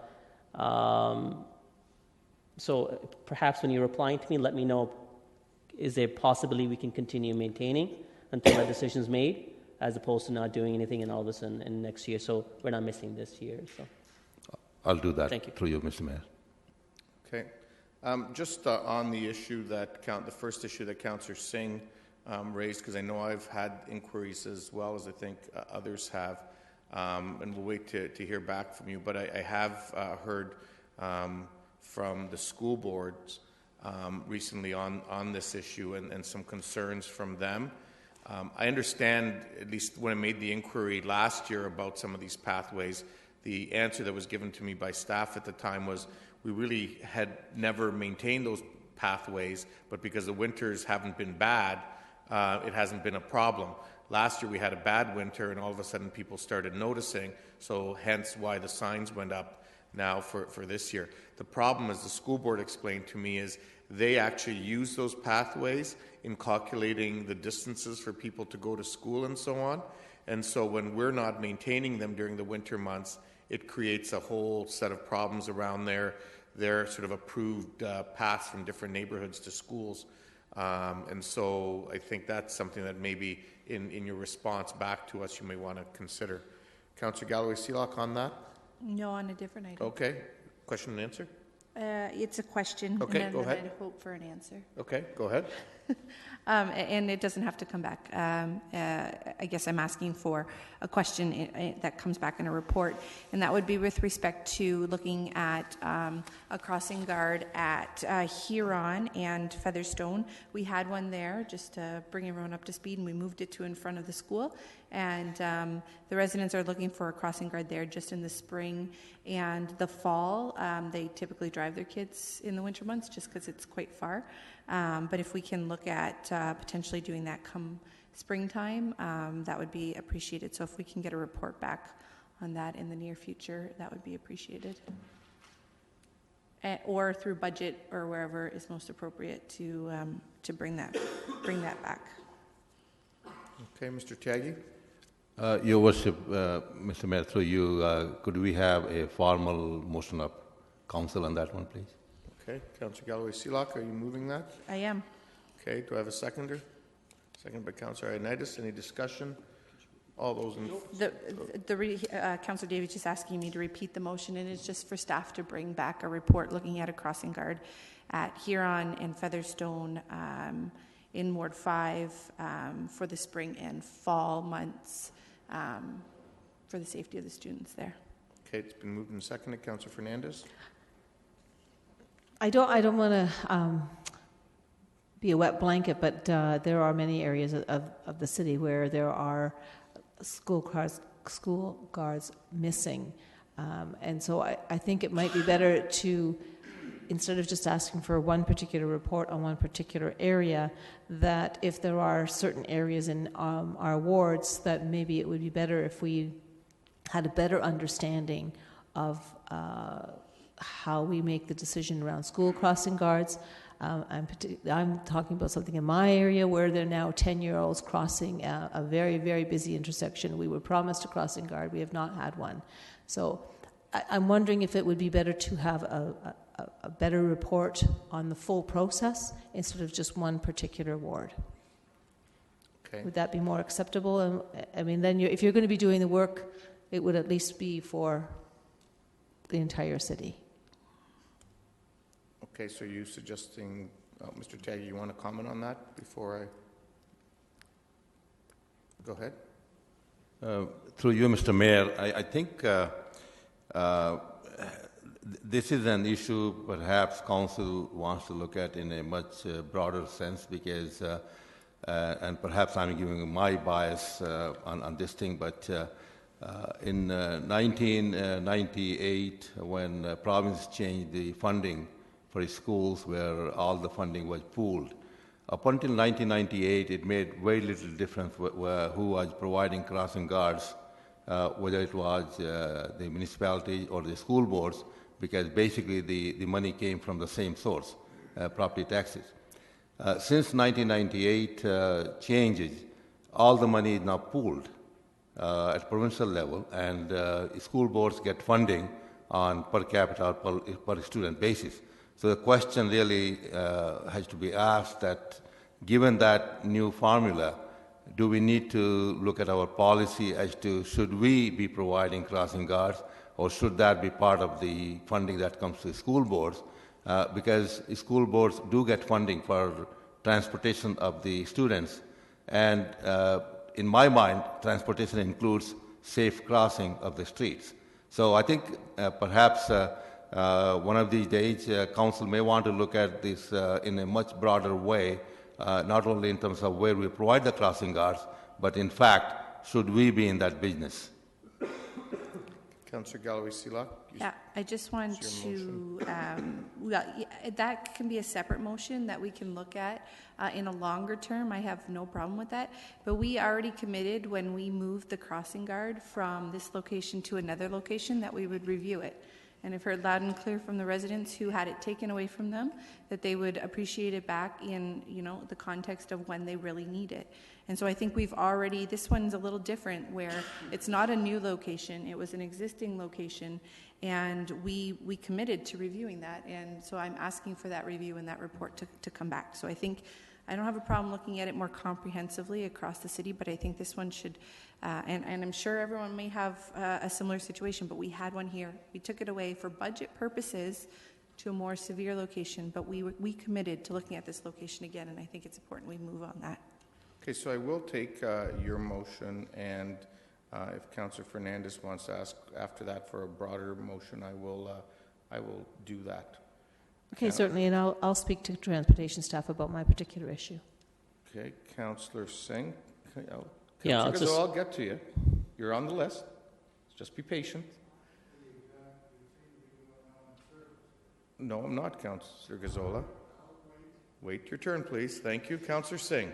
Thank you. I waited patiently, so I appreciate the opportunity to speak. I support the motion that's on the table. I think, obviously, if as a ward councillor, they've identified an area that needs to be reviewed, and there is an urgency to that, I think that needs to be assessed first. I think a conversation about a more comprehensive review is a secondary dialogue. That's good that what Mr. Taggi has made his comments. Perhaps we need to look at it as an overall in questioning if this is something we need to do or if the school funded themselves. But if you're asking the city to or staff to do a comprehensive review looking at all our locations, that's more work. When we're opposed to not wanting to hire more complementary staff and at the same time continue to increase their workload, it's a very risky imbalance. So we have to be fair and deal with the issues at hand, and those issues have been laid out by Councillor Galloway-Seelock, so I'll support it's only a review, and I support it. And I support any motion that speaks to safety of our youth, and if that area needs to be assessed more immediate, I think that's what needs to be dealt with now. Councillor Etherington. Sorry, Mr. Mayor, I had a couple of other questions. Okay, I'll come back to you. Thank you. Please click back in. Councillor Gazzola. Yes, I'm concerned with the safety of our youth too, but I don't feel that we should be looking at individual issues like that. I agree. We need to look at that issue, but I think we need to look at the full issue. I know last week there were several members of council brought up that issue of who should be paying for crossing guards and all that. So I think this is an opportune time to deal with all the issues at the same time.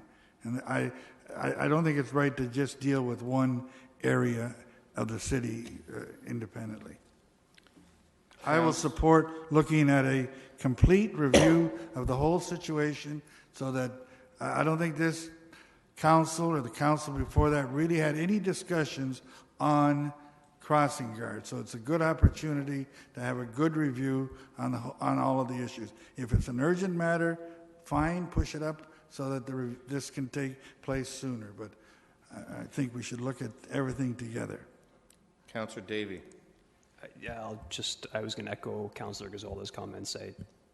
Generally speaking, when an issue is brought forward by someone in a specific ward, I've been very consistent in that we need to look broad whenever there's a specific request. So I am more than happy to look at this issue holistically, and I would like some background information on how sites are determined as well, but I think that's the most appropriate route.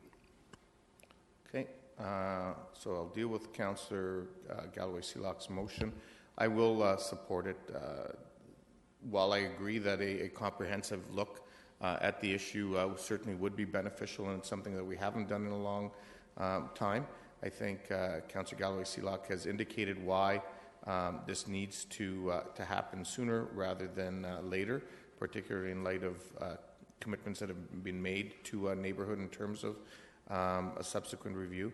And I think the reality is that all members of council at different points in time have brought up issues that are important in their ward, and council has given them due consideration. Okay, Councillor Marsh, are you looking to speak to this issue? Go ahead. So if I may, I just want to point out that, I fully appreciate it, and I'm concerned about the safety of students in Ward 5 as I am in all of our wards. Councillor Galloway-Seelock has requested to look at a crossing guard for the next time would be in the spring, would it not? So I don't see this as a particularly urgent issue that has to be dealt with tonight. I feel that if we can request staff to look at this over the next 3 to 4 months, that we can manage. That's what Councillor Galloway-Seelock is asking for a report to come back. Okay. with that information. Right, but then could we not look at it on a broader sense for the whole city and not just in Ward 5?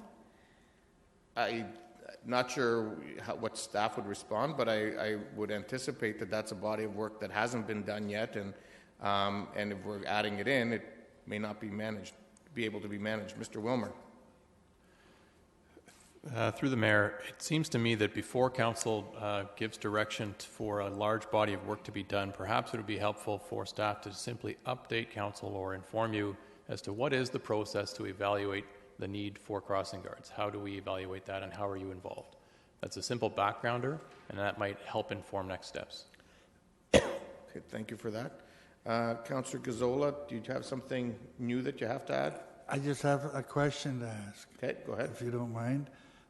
If the resolution is successful, could we be provided with some background information as to when this commitment was made? Just the details of the commitment that we're voting on. Sure. That can happen after the vote. Yep.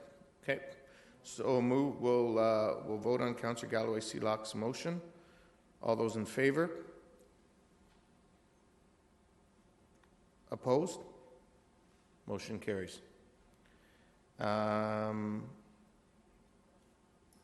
Fernandez, did you want to make a motion asking about the broader issue?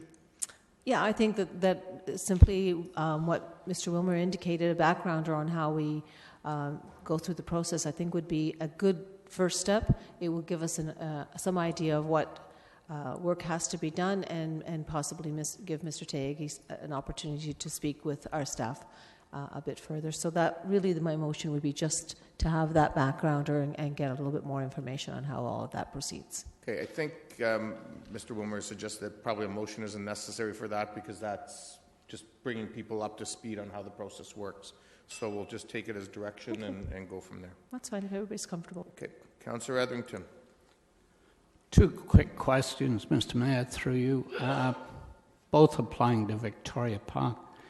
One relates to the fact that we now have, I believe it's slightly more than 100 trees that are marked to come down because of the emerald ash borer. Just wanted to make absolutely certain that we don't repeat mistakes of the past, and that those trees that replace them will be a variety of trees, not just one type of tree. Can someone tell me that?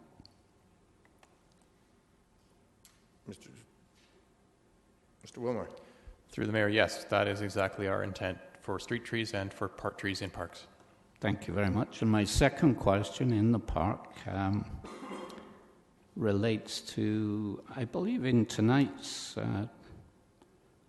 reports, there's one relating to $300,000 being spent to replace the playground equipment in Victoria Park. While I was banging on doors during the election, there were a couple of smaller parks or parents that make use of smaller parks in my ward that are crying out for playground equipment. I recognize the priorities, but I wondered if some of the equipment that we're taking out of Victoria Park could still be used in smaller parks. Who would like to tackle that? Mr. Wilmer? So through the mayor, certainly we can look at that, but in general, the reason when we replace park equipment is because it's gotten to a certain age where it's a danger or a liability for us. So it may be very limited opportunities for us to reuse that. Thank you. Okay. That would appear to be all of the questions and answers. So we'll move on to the first reading of the bylaws. They're being moved by Councillor Fernandez, seconded by Councillor Davey. I understand there's some late starters. Madam Clerk. Yes, thank you. Through you, Mr. Mayor, there are 5 bylaws amending various chapters of the Municipal Code relating to fees, 1 bylaw relating to Chapter 101 of the Municipal Code, and 1 relating to the Blair Creek Drive, Wetland Way, Robert Ferry Drive, and Peter Voisin Drive. Okay, so they have been moved and seconded. All those in favor? Opposed? That's carried. Moved by Councillor Gazzola that the Council resolve itself into the Committee of the Whole. All those in, seconder, Councillor Davey. All those in favor? Opposed? That's carried. Councillor Gazzola. Yeah, would someone move the second reading of the bylaws, please? Moved by Councillor Ioannidis. Sorry. Go ahead, Councillor Gazzola. Yeah, all those in favor? Opposed? That's carried. Moving on to the other items on the agenda. The first item dealing with the tenders have all been dealt with. Item number 2, someone prepared to move that? On the dog designation appeal, are there any questions on that item? All those in favor then? Opposed? It's carried. Item number 3 has been moved already earlier this evening. Item number 4, dealing with our right of first refusal at 8 Queen Street North. It's moved by Councillor Fernandez. Any questions on that issue? All those in favor? Opposed? That's carried. Item number 5, there are 2 items left. The first and second item, item number 3 was already dealt with. Someone prepared to move that? Councillor Galloway Seelock. Any questions? All those in favor? Opposed? That's carried. Item number 6, CAO tenders approved during the recess. I have one question, if I may ask. It dealt with the bridge, Margaret Avenue Bridge. It appears that we have more money there than we have set aside. Now, when that issue came up, we transferred money from revenue. If I read that correctly, are we going to transfer that surplus back into this year's revenue?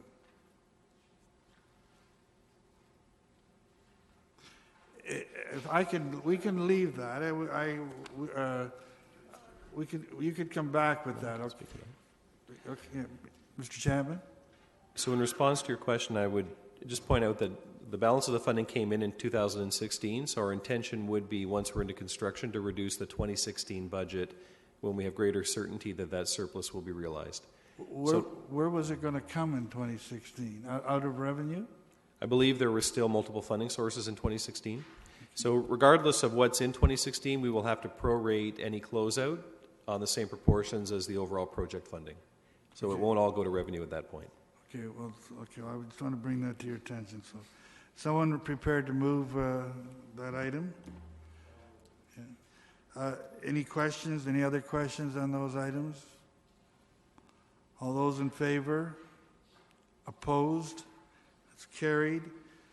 Item number 7, dealing with a mortgage renewal in favor of the KW Multicultural Center. It's been moved. Any questions on the issue? All those in favor? Opposed? It's carried. Item number 8, application for cancellation, refund, and reduction of taxes. Someone move that. Councillor Yaneski. Any questions? Yes, on the repairs and renovation preventing normal use, we have a number of number 25, number 61, and 62. Are these lands and these properties still under renovation, or are they properties that are being worked on, or when will they be completed? Do we have any idea? They're all the same owner or customer. Through the chair, can you please repeat those item numbers again? Sure. It's on page 6 of 6, number 25, and number 61, and number 62. There's significant dollars there. It's on your... And the question again, Councillor, was... Yep. It talks about repairs and renos with preventing normal use, are these properties still under renovation or being demolished, or what's happening with them? And how long, I mean, they're not paying their taxes, is that my understanding? Because they can't use them. Through the chair, two parts to the answer. Typically, they're not getting a full refund, but there's a partial refund, and MPAC would assess the value of that refund, but it would not be the entire amount of taxes owing.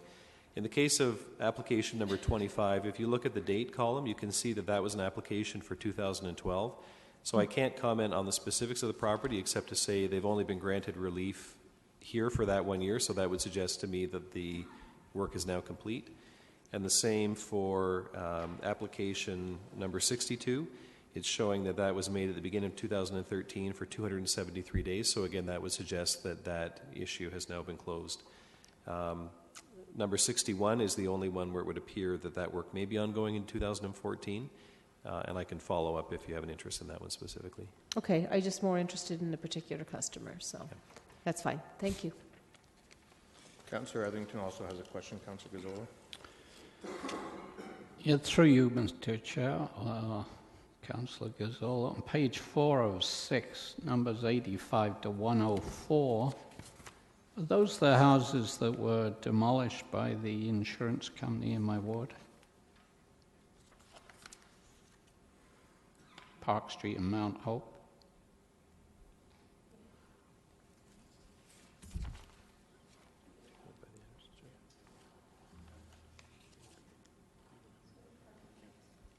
Yes, we believe they are. Okay. And there's two items on page 6 of 6, both involving Revel. Three items. Can't. Confidential. Sorry. Items number 25, 61, 62. I'm sorry, the reason for the reduction of taxes there? Again, through the chair, a property owner is entitled under the Act to make application for some relief when repairs or renovations prevent the normal use of a property. So typically this would apply if a homeowner vacates their property for a period of time because major renovations are underway. They can apply for some relief, and that's the case in this situation here. Thank you very much. Councillor Gazzola, you still have one more person wanting questions. Councillor Singh. Yeah, just very quickly, and again, page 6 of 6, won't mention the name, but obviously this is a residential developer, so it's not always relief that's given to commercial properties. Residential homeowners, when property's not damaged due to fire, they're just doing normal renovations, they can apply for the same rebate as well? Again, through the chair, I think MPAC would need to be satisfied that it's preventing normal use of the property, so I would suggest that a bathroom or a kitchen renovation typically wouldn't meet the test, but if there is major construction happening to the extent that a homeowner is potentially displaced, yes, absolutely, they could make an application. All right, I was just other misunderstanding, thinking that it was more for commercial typically, but thanks. That's all the questions. It's been moved. Everyone, all those in favor? Any opposed? It's carried. Item number 9, dealing with the Memorandum of Settlement, IBEW 636, moved by Councillor Ioannidis. I wonder if I could just ask staff, for the sake of our viewing public, if we could just relate what the agreement was. I think it was a good agreement for Mr. Chapman, both the cities and the union. So, through the chair, it's a 3-year agreement. I'd have to refer back to my notes, but the cost of living adjustments range between 1.25 and 1.35% per year, and there are only modest adjustments to benefits over the life of the contract. yeah, it was well under the inflation rate. Right. Councillor Singh has a question for you. No, I think Councillor Gazzola just said that point, the fact that it's well below inflation. I just wanted to reiterate the fact that it is 2.3 and coming at 1.25, 1.35. It's very considerable. It's great. Any other questions? All those in favor? Opposed? It's carried. Item number 10, someone prepared to move that? Councillor Fernandez has a question. Yep. On 10? And 10, yep. I have a question. The report refers to costs And my question that I wrote was, what kind of costs could we see coming out of these agreements?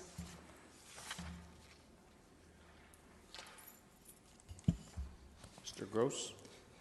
Mr. Mayor, the costs through the agreements would include flagging primarily, and may involve other related costs incurred by the railway.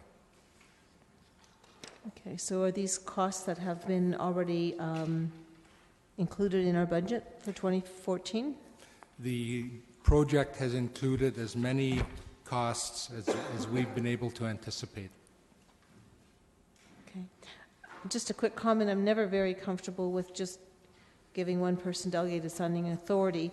And one more question. If the signing authority is not given, do we run the risk of work being delayed? Correct. Okay. What would the other process be normally?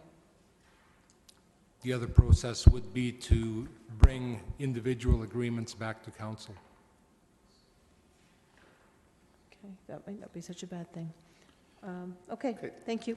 Are there any other questions on this issue? Well, I just want to, I guess, speak to it very briefly. I think, you know, it's important, particularly on an issue that is probably the most significant part of our advocacy with the provincial governments in response to what we're hearing from the business community, that we do what we can that's reasonable to move initiatives and projects forward. And anything that we can do that's going to help facilitate getting two-way go running sooner and responding to the needs of our community, I think is helpful, and there's no need to mire it in administrivia when we have perfectly capable professional staff to deal with these kinds of issues and move issues along. There's two other speakers on this, Councillor Gazzola, Councillor Fernandez. Thanks. Just thank you for that clarification. That was not my understanding about this, but I appreciate your clarification on that. Councillor Marsh.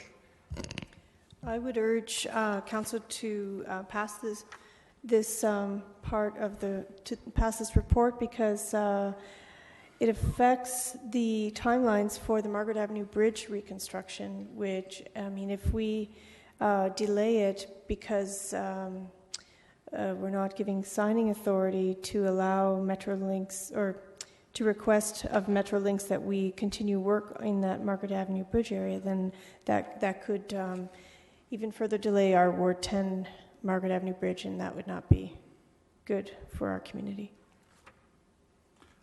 Any other comments? Has someone moved this? No, there hasn't been a mover. No. I will let Councillor Marsh move it, okay? No other questions? All those in favor? Opposed? It's carried.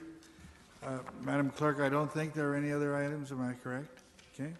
Well, having said that, it's been moved by myself and seconded by Councillor Marsh that the proceedings and the recorded pecuniary interests and conflicts taken in the meeting of the Committee of the Whole held this date as attached hereto and forming part of these minutes are hereby adopted and confirmed. All those in favor? Opposed? That's carried. The bylaws have been moved for third reading by Councillor Fernandez, seconded by Councillor Davey. All those in favor? Opposed? That's carried. And before I take a motion of adjournment, I guess best wishes for a Merry Christmas, a Happy Hanukkah, a Happy Kwanzaa, Happy Holidays, regardless of what you celebrate during the upcoming holiday season, and a Happy New Year from all of us to all of you in the viewing audience. And with that, motion to adjourn the last meeting of 2014. Moved by Councillor Galloway-Seelock, seconded by Councillor Schneider. All those in favor? Opposed? That's carried.